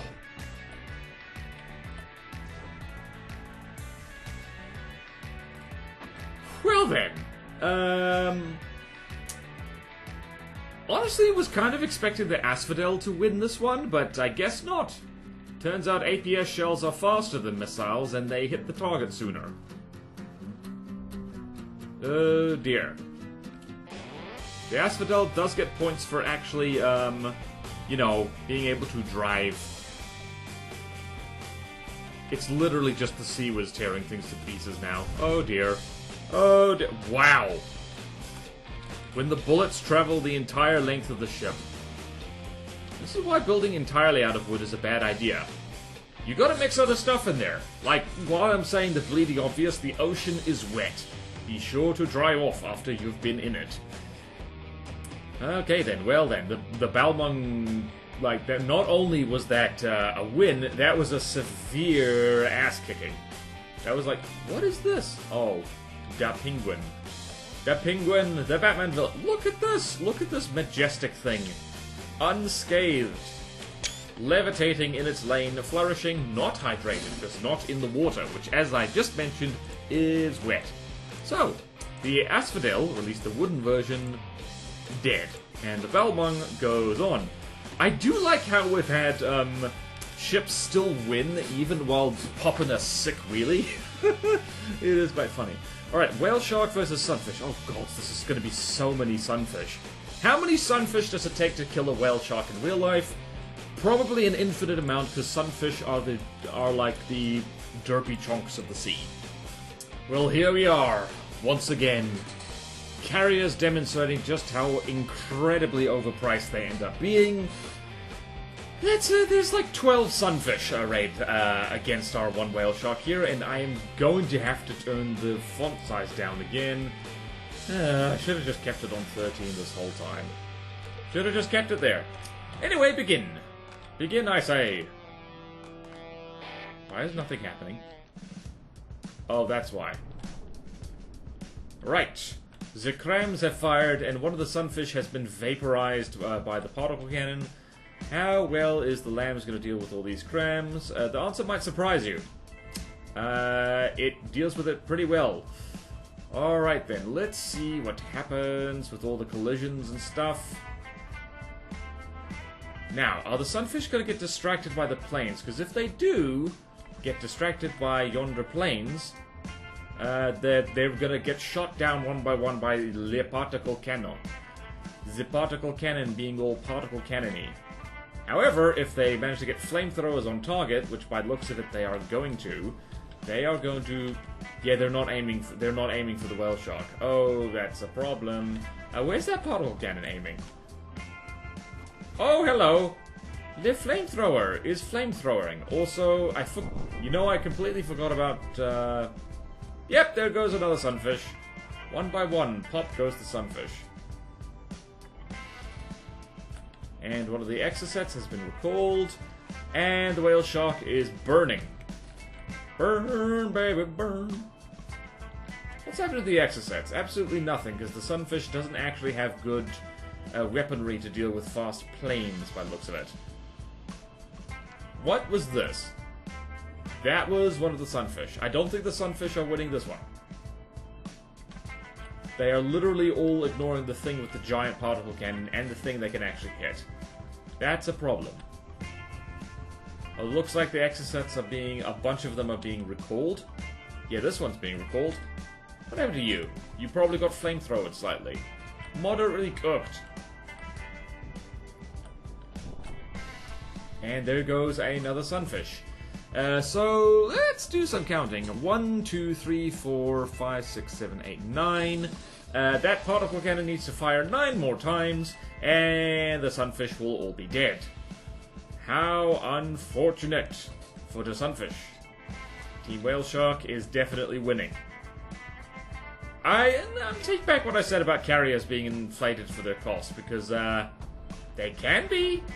But in this particular case, it looks like the sunfish weren't set up ideally to... That's an interesting thing, and that's a reason, actually kind of a reason why carriers can potentially be useful, because you just have something with less firepower, but it's kind of effective firepower, if that makes sense. Yep, and wow, yes, critical existence failure on the behalf of that sunfish. How many more to go? 1, 2, 3, 4, 5, 6, 7, 8.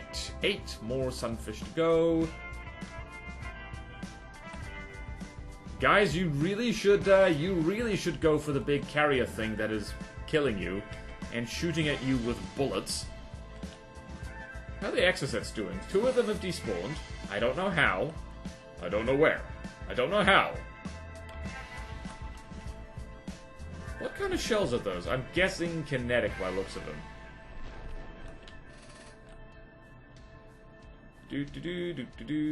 Wait, something disintegrated just then. Was it another sunfish? I think it was.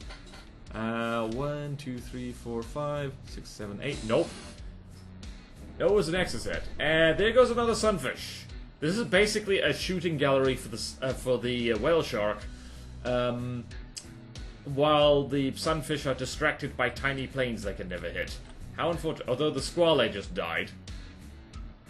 Why are all the exocets getting... Why are all the exocets suddenly... Uh-oh. This one's on fire! This one is going sizzle sizzle. Uh-oh. Sucks to be you. Although, looks like... Hang on, let's just check these rounds. What are they? It is quite... That is a nice feature of this game, in that you could literally zoom in or around and it says what it is. Yep, that's a good old-fashioned AP round. Good for Siwa's work, but also... I saw a heat round there.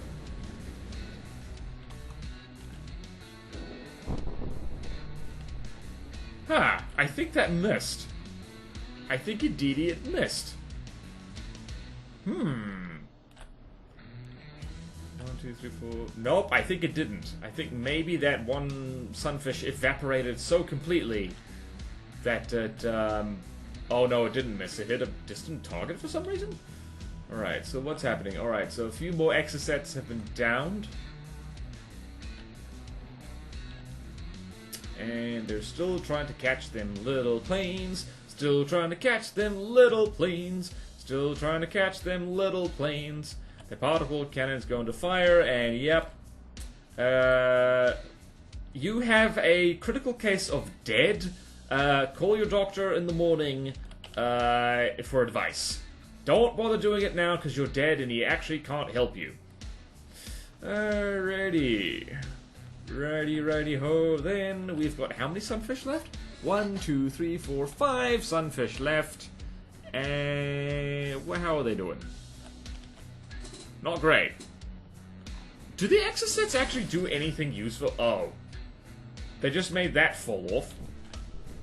Yep, and yet another sunfish bites the dust. You could probably time how long this fight takes just by, like, timing the reload speed of the whale shark's particle cannon by 12, which used to be the amount of sunfish. Sunfish are rapidly becoming an endangered species in this particular tournament fight because, well, they are cruelly persecuted by space-age weaponry. I mean, and technically we've been in the space age since people started putting things in space, I guess? Oh, the whale shark is, like, improving the frame rate tremendously. I love it. Whee! Whee! And exocets are gonna get flung away again. And which sunfish is going to die next? I don't know.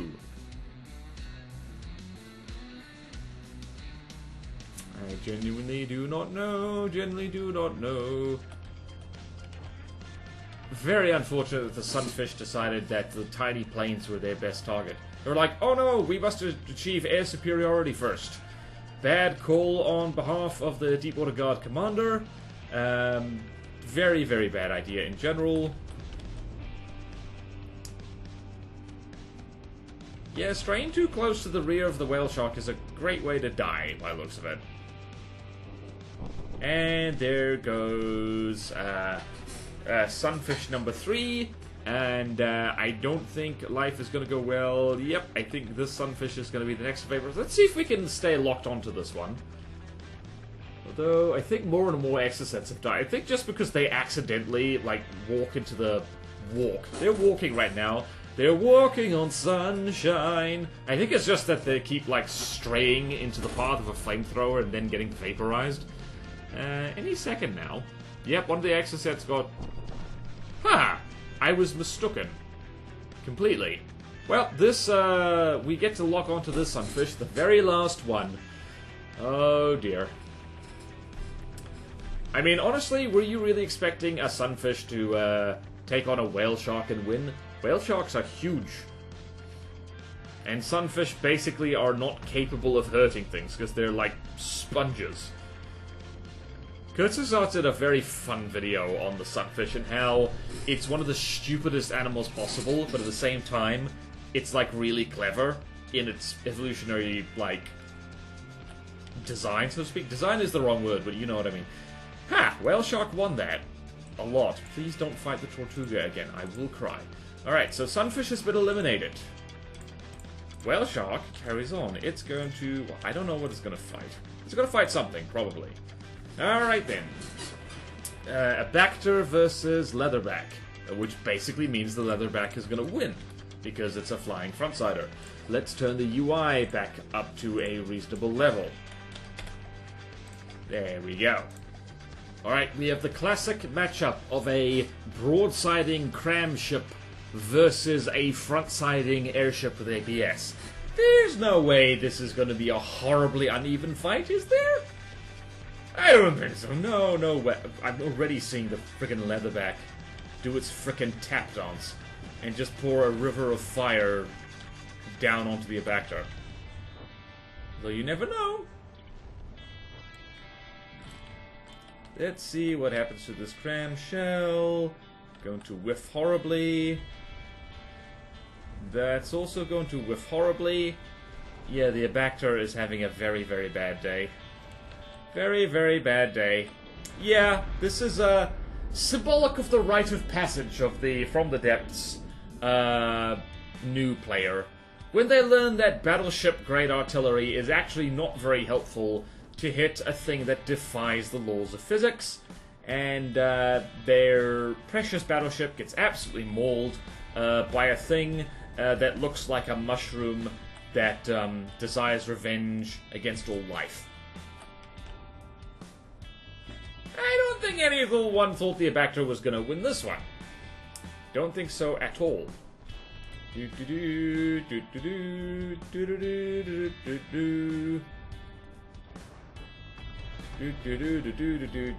do do do. I don't know what that tune was supposed to be. Yep, there's a lot of whiffing going on. Whiffing, not anything else. AI dead. Ah, looks like someone remembered to turn the Leatherback's attack salvage on. Well then. That was a savagely one-sided fight, and like I said, I don't think anyone was particularly surprised by the result, because, well, the Leatherback is terrifying, and the Bacter is somewhat less terrifying.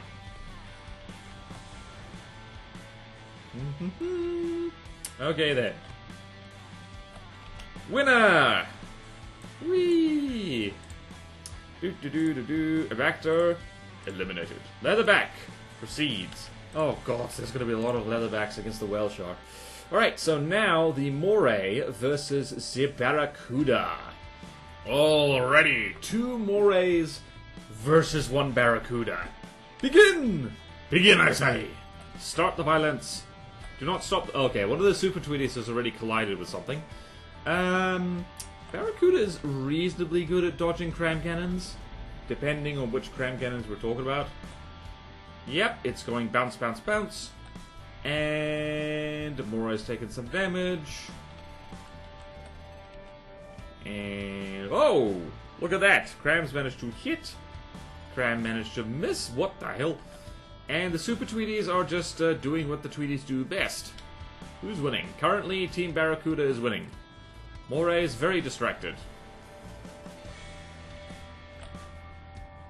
Once again, we're showing why a lot of people do not use cram cannons at all. It is because they miss a lot. If they were a knight, they would be called Sir Miss-a-Lot. In charge of artillery, though no one knows why, because Sir Miss-a-Lot misses a lot. Might shock you. Let's see, what's happening there? Uh-oh, that's straight up the... Nope, okay, nope, missed anyway. Alright, so that's another Tweety down. I think that might have been a horrible collision. Oh, those crams look on target. They're not on target, because the Barracuda does the bouncy bouncy. Bouncy bouncy, bouncy bouncy. Although, what happened over there? Those look like important bits. Cram bits, in fact. Cram bits, not to be confused with the karambit, which I believe is a kind of knife? That's not a knife. This is a knife. I generally don't know who's going to win that. Probably not the Morays, let's be honest. Although those crams look on target. Yep. They're starting to land shots. Yep. Uh-oh. The cram gunners have got their eye in. Sir Miss-a-Lot has finally, like, alright, so we're learning, never mind, Sir Miss-a-Lot is still missing a lot. I genuinely think that the Tweeties are just colliding with each other a lot. Also, I think the Morays might be faster than them, which is a bit awkward. How fast are these things? They are 78 meters per second, 71 meters per second, but the Tweeties are trying to avoid running into each other. What is this Tweety? This Tweety right here, what are you doing? This is a missile Tweety.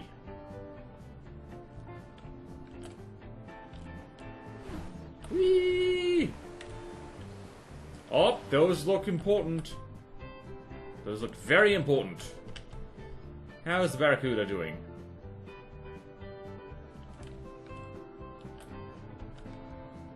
Aha! All the Tweeties are focusing on... Okay, what happened here? I just see block confetti happening and just, like, things dying and bleeding and just freaking out. Oh, I see engine components. That means, yep, this Moray is having a bad day. Whee! Yep, Barracuda landed a cram shot.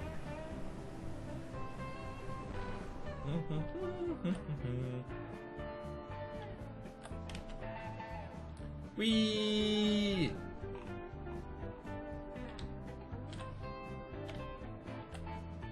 Yep, landing correct. Yep, one Moray down. The other one also going down. And those crams missed. Yep. Down she goes, and this thing's now going to get hit by the cram bomb chute, which is the most embarrassing fate to befall a flying thing ever. Except possibly getting rammed by a submarine. That would probably be worse. Also, if anyone has actually seen that happen in From the Depths, like naturally, just in testing or in the campaign or whatever, where a flying thing has ended up getting rammed by a submarine, do let me know, because I would love to know the context of that. One of the cram tweeties says, yep, has just disintegrated. And Barracuda is ducking and diving and weaving, though it looks like it got the... Nope, it did not get the paint. Both Barracudas are... Oh wow, it got hit with the bomb chute. It got hit with the bomb chute. It got hit with the bomb chute. It's getting hit with the bomb chute again.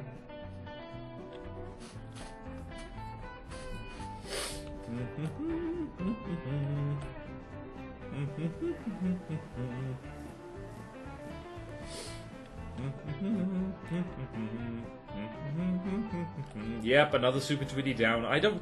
What is killing the Tweeties? I think they are killing the Tweeties. The Tweeties are killing the Tweeties! Currently the Morays are winning, health percentage-wise, but they're in the water.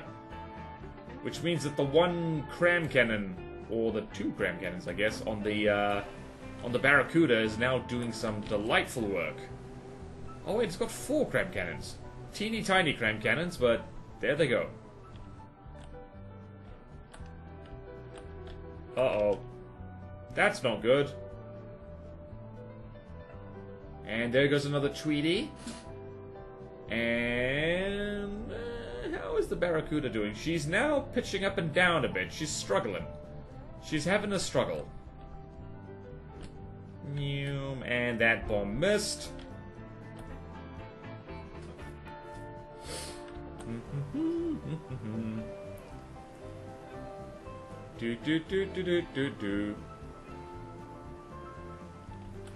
Alrighty, this is a long fate. This is a long fight. If you had a chance to change your fight, what would you make fight?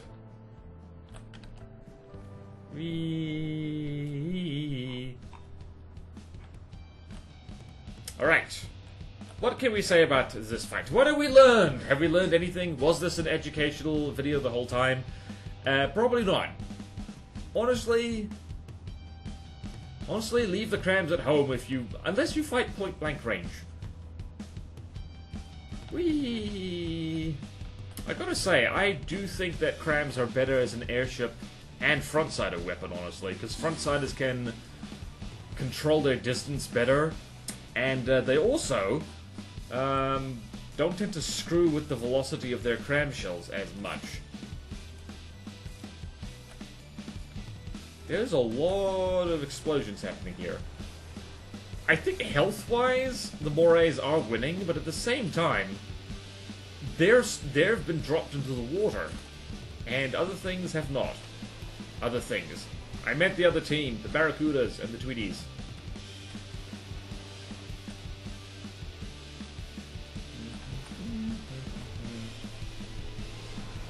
Oh, that's a fun turret. Oh wow, lots of explosions happening here. Lots of explosions happening here.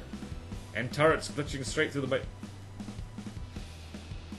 I don't know why this particular bit of debris is fascinating me, but man, it's doing stunts. Ah, that's what's happening. Is that, this is the one moray that the Barracuda is shooting at. Are this cram volley going to hit? No, it isn't. No, it isn't. Why would it? Why would it do that thing, huh? Why would it do such a thing? Kablooey. Oh, dear. And kablooey.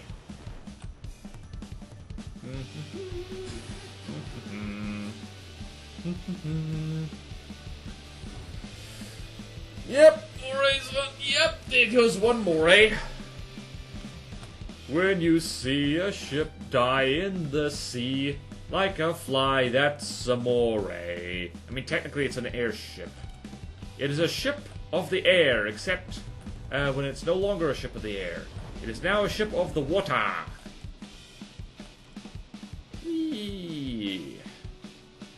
Yeah, so, Barracuda won this one, because this is what happens if you go too ham on the crams. I really need to start experimenting with... Oh, then again, crams are not a good secondary weapon because they're so damn specialized. Then again, you could say the same thing about torpedoes, so...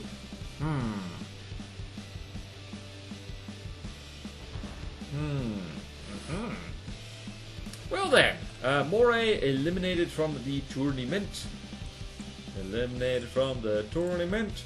Moray is frickin' dead. Alright, so the Barracuda goes over here, starting there, and we can get rid of these. Alright, what's the next one? Corsair versus Wolin. My money is on the Wolin. If the Wolin ends up going to the very final round, it's gonna be sad. Because the Cryosaur, the one thing it really doesn't do well against is something beneath the water, because flamethrower. Right, Corsair versus Wolin. Corsair versus Wolin. I don't know if the Corsair can even hit submarines. Alright then, 6 alloy Corsairs versus a wooden Wolin. What's the worst that could happen? Maybe, just maybe, they will coordinate all their wireless snoopers to hit this thing below the waterline. But I doubt it. Alright, I see missiles of grey. They will explode things. Right, where are the big torpedoes? Aha! I see big torpedoes. Being big and torpedo-y. Okay, the Wolin took 0.1% damage, and now these things are going to blow that thing's arse off. Oh no! The torpedo! It is flying. Yep, no, this is a shooting gallery for the Wolin. That looks bad. Alright, never mind, no it isn't. And this is why you make your stuff fast as hell, so that, that doesn't happen. Yep, I'm not sure anyone is being surprised by the results of this. I don't think the Corsair can hit submarines at all. What are you doing? Yep, that's one Corsair down. And there's about to be more down. Let's go find some big torpedoes. That is a lot of medium missiles. Assuming they are medium. Oh, follow the big torps. Follow yonder the big torpedoes. Follow yonder the big torpedoes. Fa la la la la la la la la. These are the Christmas torpedoes. I've just decided. Because, I don't know, I guess they are. Deacon's hell. That's extraordinarily violent. Bad luck. Yeah, the Wolin might just win this whole thing, unless it runs into another airship, which could very well happen. It might struggle, it's going to struggle, actually, against a bunch of the other stuff. If it goes up against the whale shark, it's going to have a very bad time. What just exploded on you? Oh, probably a torpedo. Yep, and there you go, and there goes probably another one any second now. Yep, AI dead. Ah, yes. Go full alloy, less EMP protection. Also, these are nasty, nasty torpedoes. Bloody hell, dude. Wow. Honestly, I'm survived. I'm surprised the Corsair can even hit, like, can even survive one of those torps. Whee! My goodness. And that is the problem. That is the one weakness of the Wolin's torpedoes, is that they do lose the target sometimes. The Wolin literally lost a 0.1% of health during this whole thing. Oh dear. And yonder comes the big torpedoes. Yonder comes the big torpedoes. And the big torpedoes have killed the thing. Well then! Yeah, no surprises there. The Wolin is a nasty, nasty submarine. Nasty, nasty. Alright, so the Corsair eliminated from the tournament. And the Wolin goes on to the next round against the Barracuda, which is almost certainly going to win, because it's got good missiles, and the Barracuda I don't think could do anything against submarines. So, alright, Nothung versus Felix. Geiger wire thing. The thing with the long name. Alright. Let's see if the ship that pops a wheelie can deal with these two planes, eh? Wait, did these guys fight each other before? Did they fight each other before? Felix versus... Oh no, the Felix fought the Balmung before. My bad. My bad. Okay, I got it. We're good. Flying over the top of this thing is probably a very bad idea. Because that means it's gonna hit ya. Means it's gonna hit you good. Right, bombs away. And the bomb's gone. Yeah, no, my money is on the Balmung. That thing just had its booty blown off. Whee!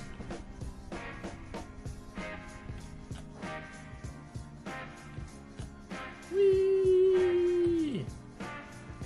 Let's go have a look at the Nothung. Nothung is doing its best tap dance impression. And this is why I always say you want to put aerial roll and pitch control on ships rather than the regular ones, because that actually works better if they do something insane like this.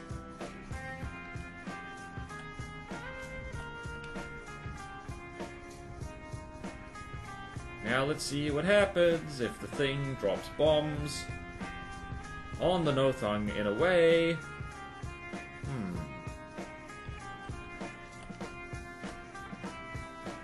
Alright, so bomb destroyed again, and that the Felixes are lasting longer. I thought this fight would be really short, but I guess not.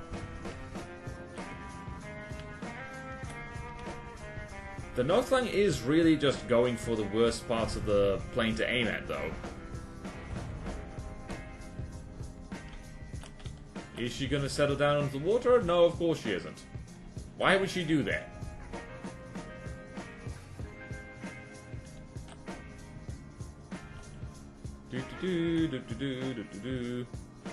Right, Nothung got tickled a little bit. Felix is being also tickled a little bit. Uh-oh. Oh, never mind. The bomb has been distracted. Bomb has been distracted. Yep, bomb has been exploded.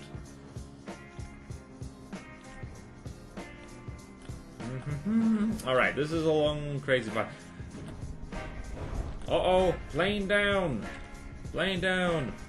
But made of alloy, so she's not going to sink much longer. Oh no, she's going to do cartwheels. Is she losing control? She's losing control!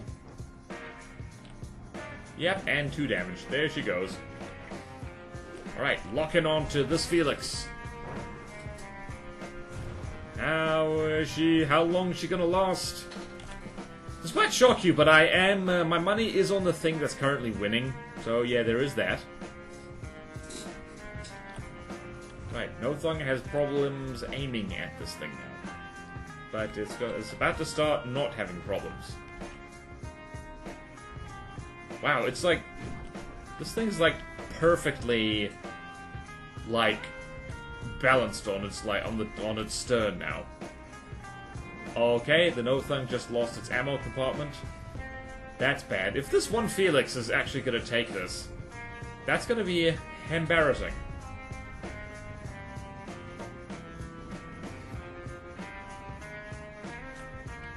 Except now that the Nothung is going at warp speed. Whee! Aha! Missile interceptors rather than the other thing. Alright, please don't tell me you're friggin'... Okay, it's going out of control. Going out of control, lads! Well then. Ejecting! Bail out! Kablooey! Well, Nothung has won. What has been won? Nothung. That's a pun on nothing, I guess. Alright then, let's go here. And Felix has been eliminated. Nothung carries on. Right, Tortuga versus Buccaneer. What's the worst that could happen? Again, I feel I've seen this before. Am I getting a deja vu? Probably. Alright, Tortuga versus Buccaneer. Turtle versus Pirate. Let's go. Alright, my money is on the Buccaneer because the Buccaneer is, well, all buccaneery. And it's actually pretty good at, well, this is a ship facing off against cram cannons, and a whole bunch of small flyers trying to deal with something that that has a rapid-fire APS with, like, good was it? One of the Razor Bills has just vaporized. I didn't even see what happened. Whee! Buccaneer goes like so. Follow the crams in, follow the crams in, follow the crams in, follow the crams in. The Tortuga is laggy. What is in here? I don't know why the Tortuga is so laggy. I genuinely don't know why. Because I swear the whale shark is less raggy? Less laggy. Thankfully this is going to be a pretty forced fight. A forced fight, Scooby. Who is Scooby? Oh no! She's diving down! She's losing control! Alright, what else is happening? Like, even just focusing on the Tortuga... Oh, that probably has something to do with that frickin' elevator. Kablooey! And the Buccaneer has taken, okay, 0.6% health damage. So, again, one-sided fight. Here, it's brutal here in the losers bracket, seriously. And another Razor Bill has bitten the dust. What are you trying to do, sir? Are you doing anything?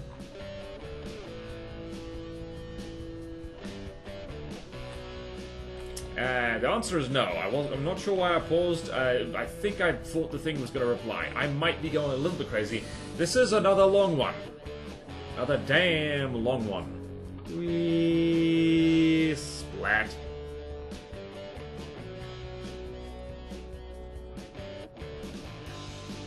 Where are the planes? I think a lot of these planes are just flopping into the ocean and Yep, because they're getting too low. I think the Tortuga might need some TLC. Not that I'm volunteering. Because I'm not. And then this is going to take approximately 1,000,000 billion years. So, yeah. I think we might just hand this one to the Buccaneer, because that's a pretty convincing fight, ain't it?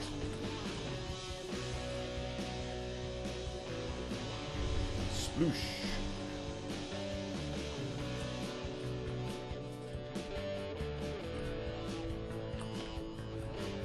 Yep, okay, never mind. The Buccaneer is going to take all of these things down in short order with that main gun. Yep, and that... Whoa, that was very quick. Alright, so Buccaneer carries on. Buccaneer, Buccaneer, Buccaneer, Buccaneer. Okay, so the Deepwater God lag fest is now gone. Goodbye. Buccaneer carries on. Alright, Braveheart versus Balmung. Yeah, what did the Braveheart win? The Braveheart won against the Gotha, which was very unexpected. How could I forget that? It was so recently ago. Alright. Braveheart, Balmung. Alright, we got 2 Bravehearts versus 1 Balmung. Both of these ships are going to pop sick wheelies, I think. So, the torpedo is actually going to be very helpful. So, let's see how this goes. There's the sick wheelie! Actually, no. The Braveheart actually doesn't pop a sick wheelie, which is probably something beneficial to... Oh, gods. Oh, the Balmung is having a bad day. The Balmung is having a very bad day. Oh, no! Oh, now the Bravehearts are popping a wheelie. Uh-oh. Kablooey. Oh, wow.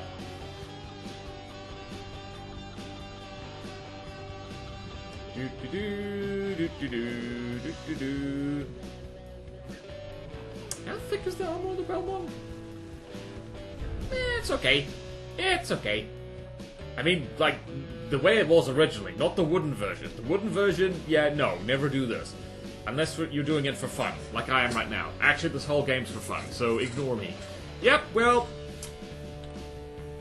Between a ship that pops an uncontrollable wheelie and a ship that does not, the ship that maintains control and discipline and actually sails like a proper ship will do better. How fast is this thing moving, actually? It's going 32 meters per second, just because. And disintegration has occurred. And the ink eye is somewhere. I don't know where it is. Where is it? Oh, there it is. Are they ever going to be able to hit this thing? Somehow oh, gods. Yep, they're not going to be able to hit this thing. Is it out of control yet? That's out of control. Come on, game. And it's too high. It's too high. It has hit the Mary Jane too hard. It just got hit by a EMP missile and didn't die immediately. Ah, this thing's blasting off like Team Rocket in that one anime which no one remembers. That was a joke. Please don't be mad. Okay, then. Right, so, Braveheart goes on. Balmung eliminated. Balmung has had an interesting run for this tournament because it's managed to pop wheelies and shoot things. This time, it wasn't facing something that stayed within its wheelie popping guns. Alright, so now the Whale Shark versus the Leatherback. I love it. I love the lag fest that is the Whale Shark. It is less laggy, weirdly enough, than the Tortuga. I don't know why. Okay then, surprisingly, only 4 Leatherbacks against the Whale Shark. I think the Whale Shark... I don't know who's going to win this one, actually, because the Whale Shark is going to be popping Leatherbacks left and right with that particle cannon, but I think also the particle cannon is going to be the first thing to get disabled. So let's see what happens. Thoom. Just go have a look over here. Yes, a big Thoom happened here. 72%. Health taken off immediately. But looking over at the Whale Shark. The bullets, they have arrived. And they are all missing the one thing that they need to hit above anything else. Which is the particle cannon. Although I guess if they hit everything else, it's fine as well. I really need to remember to use shield projectors. I think they might just save my bacon. Alright, definitely Team Whale Shark is in the lead health-wise, and suddenly not so much.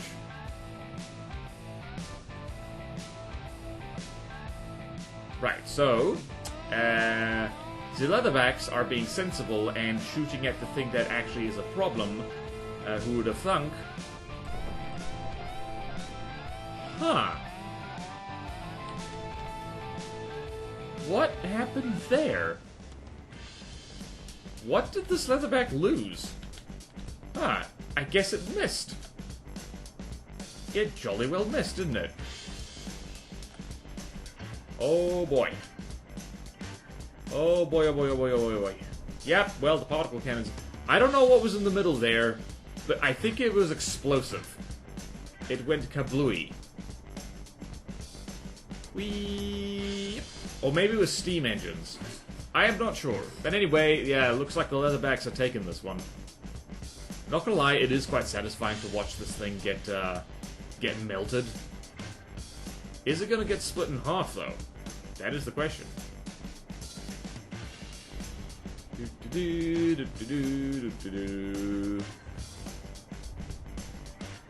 Dumpty dumpty dumpty dumpty dum dumpty dumpty dumpty dumpty dumpty dumpty dum dumpty dum dumpty dum dumpty dumpty dumpty dumpty dum dumpty dumpty dum. There goes the Whale Shark, and now the Leatherbacks have like approximately 1 million little planes to shoot down. Whoopsie daisy.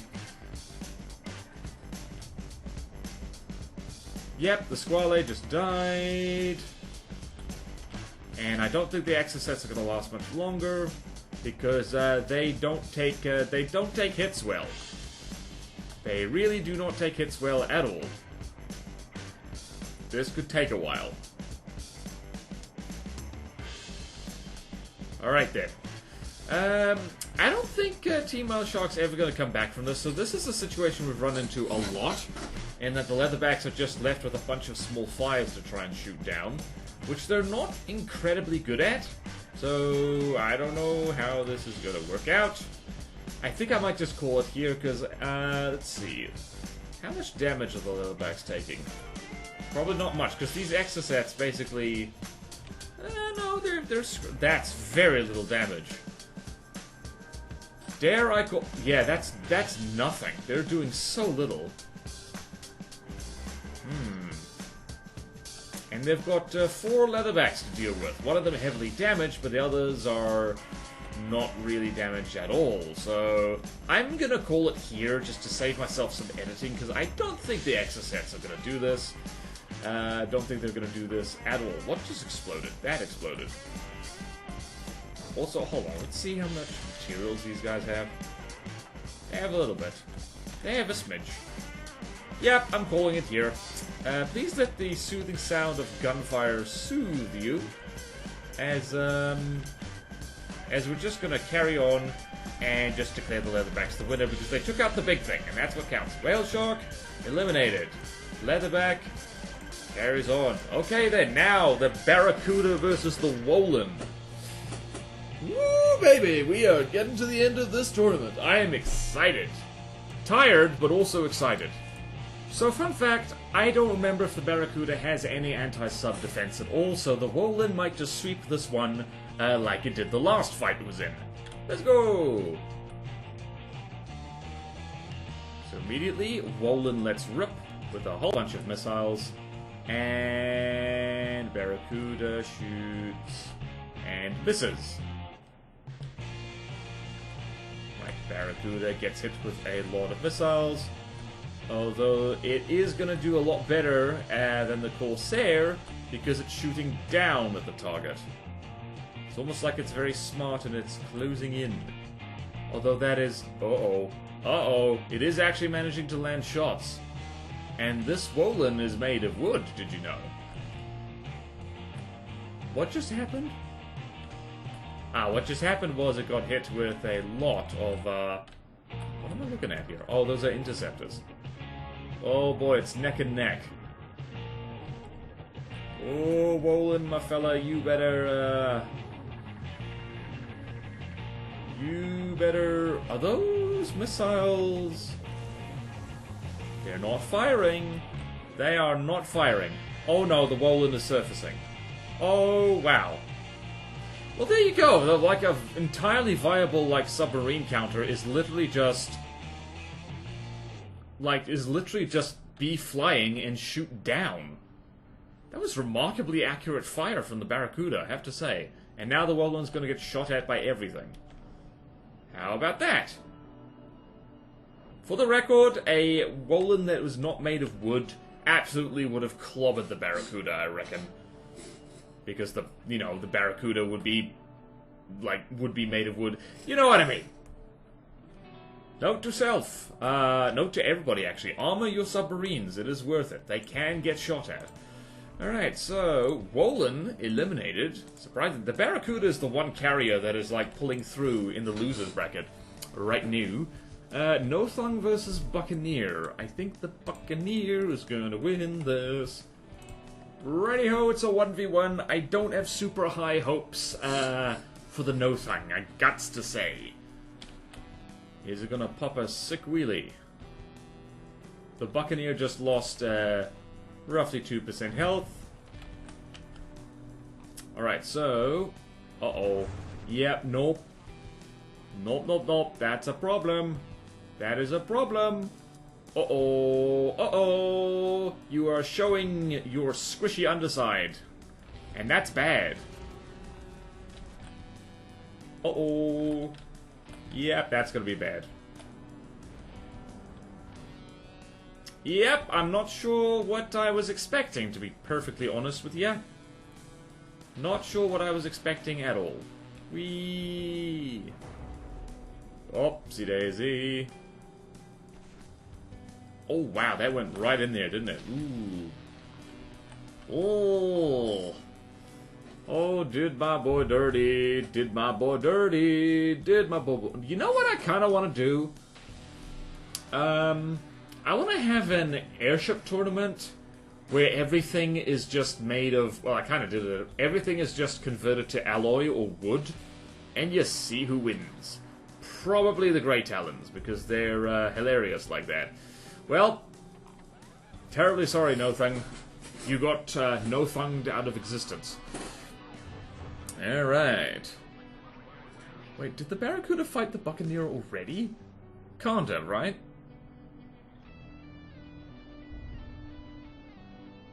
Can't have. Hang on, I need to check my spreadsheet a little bit. Oh, and here's this guy. Yeah, this guy's unarmed, so we're not gonna worry about that, like, at all. Please enjoy the soothing sound of frustrated cram guns as I quickly check my spreadsheet. Let's go here. Hold on, so no thung, lost horribly. So, Control F. Buccaneer is... Where you go? Buccaneer was there. Got booted down there. 2, 3, 4. No, it hasn't fought the Barracuda yet. Okay, that's good. That's good. It's a big tournament, alright? It's easy to lose track. Alright, so Braveheart versus Leatherback. I think the Leatherback's gonna win this one. It is a 1v1, which is bad news for the Braveheart, because most of his cost is large torpedoes. So the Leatherback is probably gonna... Although the guns on the Braveheart are nothing to sneeze at, especially when they explode. Look at that. Yeah, no. Well, yeah, no. That's possibly the fastest fight we've had. What shells does the Leatherback fire again? Are these APHE? They are APHE. Oh my goodness. Well then. Well then. Literally a 15-second fight, so... Yeah. Sorry, Braveheart. You were brave, but now you are dead. Alright, then the Leatherback goes over here. And now it's the Barracuda versus the Buccaneer. We have seen that before. In the last, in the Alloy Deepwater Guard versus the Stone Onyx Watch, I think that's a matchup that happened. Correct me if I'm wrong. Okay then, we've got a, flying battleship, so to speak, against a flying carrier. Let's see what happens here. So, Super Tweety's away. Let's watch them launch. And, first blood goes to the Buccaneer. Not surprising. And crams have missed. Anti-missiles have missiled. And who is winning so far?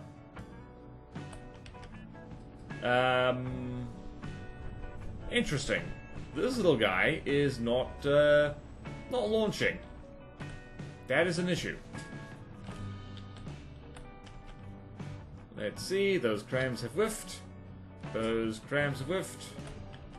Those crams have whiffed. Tee hee, those crams have whiffed. This could be a long fight. This could be quite a long fight. Depends entirely on whether the Tweeties are able to do anything. Oh boy, someone is going to fall into the ocean if it's not careful. Although now it's reversing. I think this is going to be a long time of these two just kind of shooting at each other and not accomplishing a hell of a lot. Which is an issue.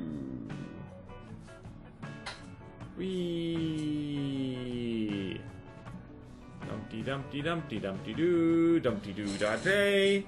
Kaloo, Kalay, and other noises. Alright, one of the Tweeties just disintegrated. Alright, the Barracuda is showing off some amazing maneuvers. I think this Tweety is just... Why did you do that?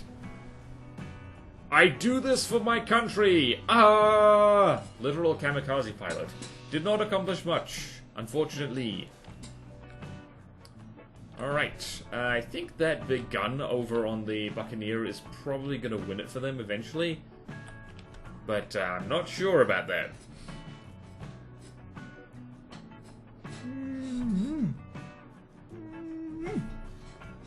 Future me is looking forward to editing this one, I gots to say. What is all this? Right, so what is happening is that... That isn't a heat gun, is it? That would be crazy. No, it is just literally an APHE little gun. I need to experiment with those a little bit more. I suspect that might be better than I'm giving them credit for. Although, I don't know, it's I guess any APS shell is good enough if you fire enough of them fast enough. Doesn't really say that much, does it? Are the Tweedies doing anything? Are the Tweedies doing anything? Are the Crams doing anything? They are doing something!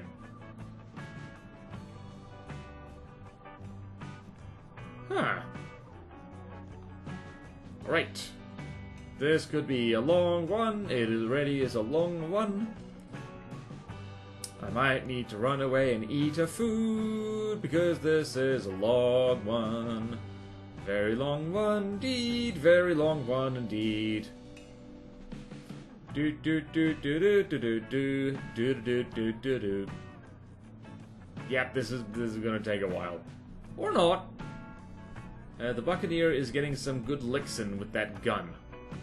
That big gun is just going gun. It just occurred to me, if this is where the pilot sits on the Barracuda, there's a honking big turret blocking the way of their view, so that's Deepwater Guard design for you.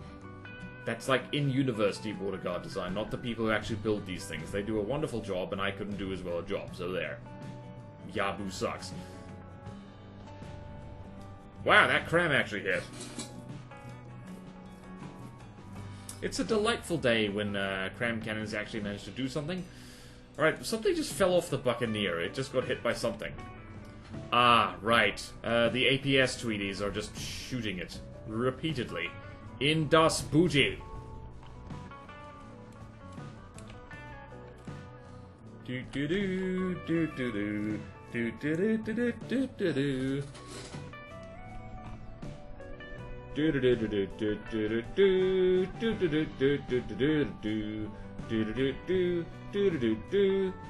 do do do do do. Oh, block confetti. Block confetti, my beloved. My beloved confetti.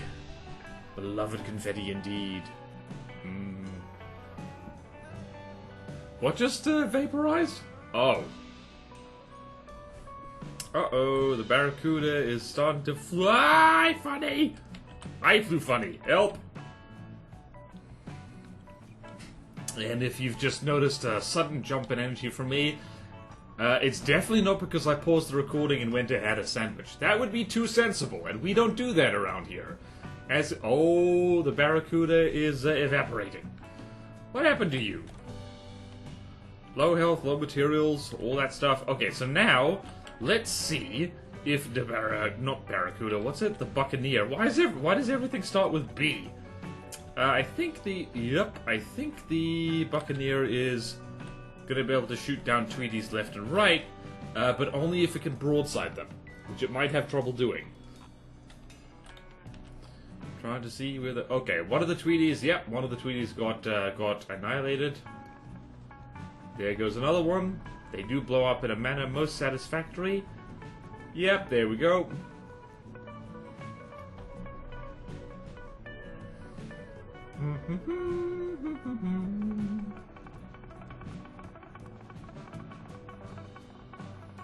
Dumpty Dumpty Dum, just shooting Tweedies. Dumpty Dumpty Dum, just shooting Tweedies. You better hurry up and shoot these Tweedies, or else I'm gonna die. Oh, she's rising up. Oh, wow. That's pretty sweet maneuvers, actually. Damn. Damn, Buccaneer just going like, yar, I'm a frickin' pirate. That means I do loop-de-loops. Tricking the Tweedies into flying within gun range or something. There's like 2 Tweedies left. One is taking a swim and is about to die, and the other one has just evaporated.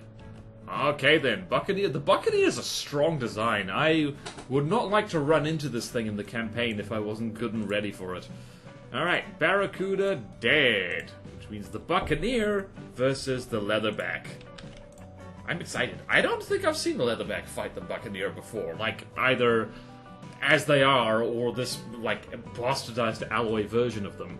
My money is probably going to be on the Leatherbacks, because the Leatherbacks are scary, but we'll see. Ooh, okay, 2 leatherbacks against a buccaneer. Let's see here.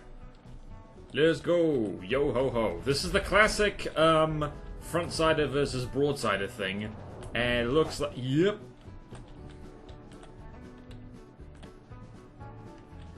Ooh boy, yeah, it's not looking good for the buccaneer.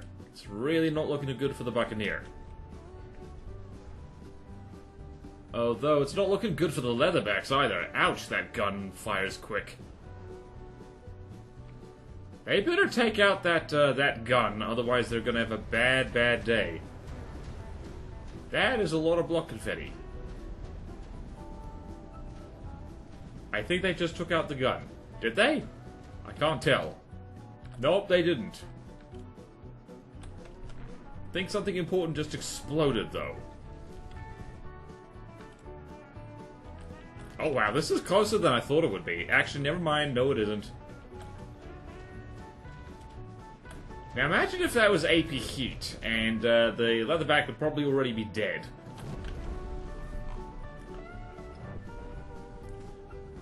Whee! Poor buccaneer.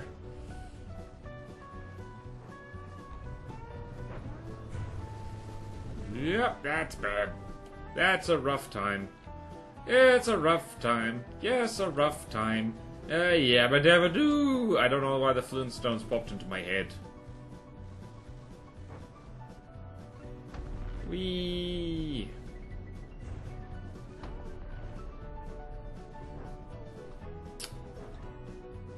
Uh-oh, that's not good. Ah, that is a lot of cram cannon that just fell off. And yep, Buccaneers going down. Alright, it's gonna be the leatherback versus... Wow! Now they're just hitting it with bombs. That's just rude. This is very rude. Looks like it's gonna be the leatherback versus the cryosaur. I think the leatherback's gonna win. The cryosaur's fast, but not that fast. One of the leatherbacks did just suffer a little bit... of... Is the Buccaneer No, it's not recovering. What happened to you? Okay. Buccaneer is despawning. Buccaneer is despawning.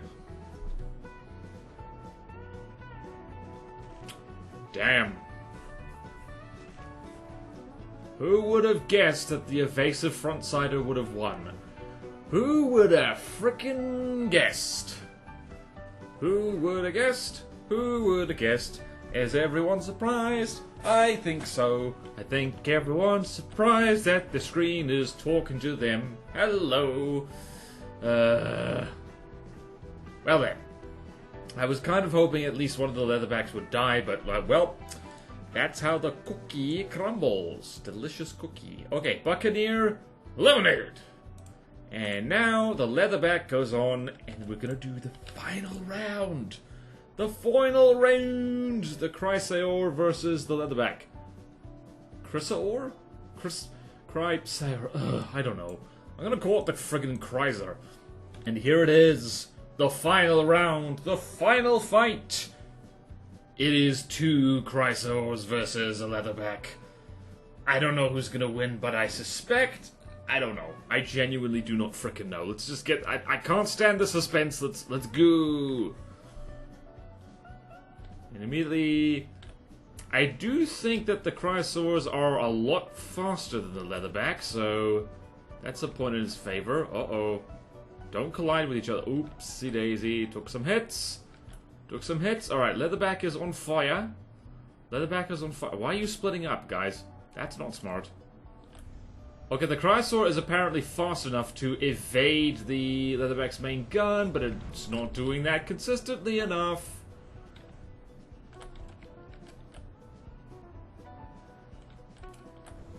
Alright, so something on the leatherback just exploded, and I'm not sure what.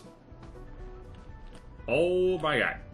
Alright, that's, wait, what? One of the Chrysaors just got crammed. Oh no, AI dead! AI dead! Oh no! Leatherback is very much on fire, though.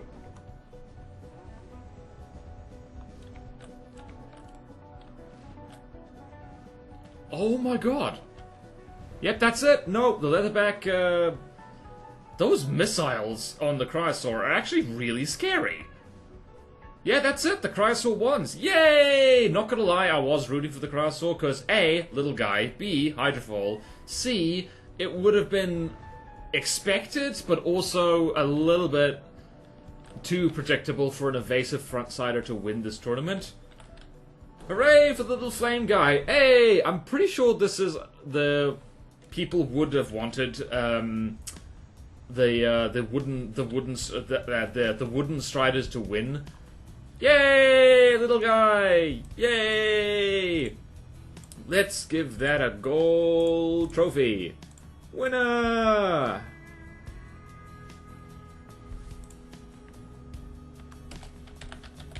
Winner! There we go. Whee! Well, that was fun, and I hope you enjoyed that as much as I did. This was a long one once again, so please, for the love of peanuts, like, comment, and subscribe. Thank you so much for watching. Please support me on Patreon or YouTube membership if you like. It really helps, and there's fun perks for you. Like, at the lowest tier, access to a Patreon exclusive Discord, and at the highest tier, I will build or draw stuff for you. Do check out my other channels because they are fun and good and also fun. And my Twitch in particular, because we do more From the Depths over there, along with other games and the aforementioned art. And let me know what kind of silly tournament you'd like to see next, because this is super fun and people seem to enjoy it, so I will keep doing it. Because it's fun and good and people enjoy it. I'm repeating myself now. I gotta go. Farewell!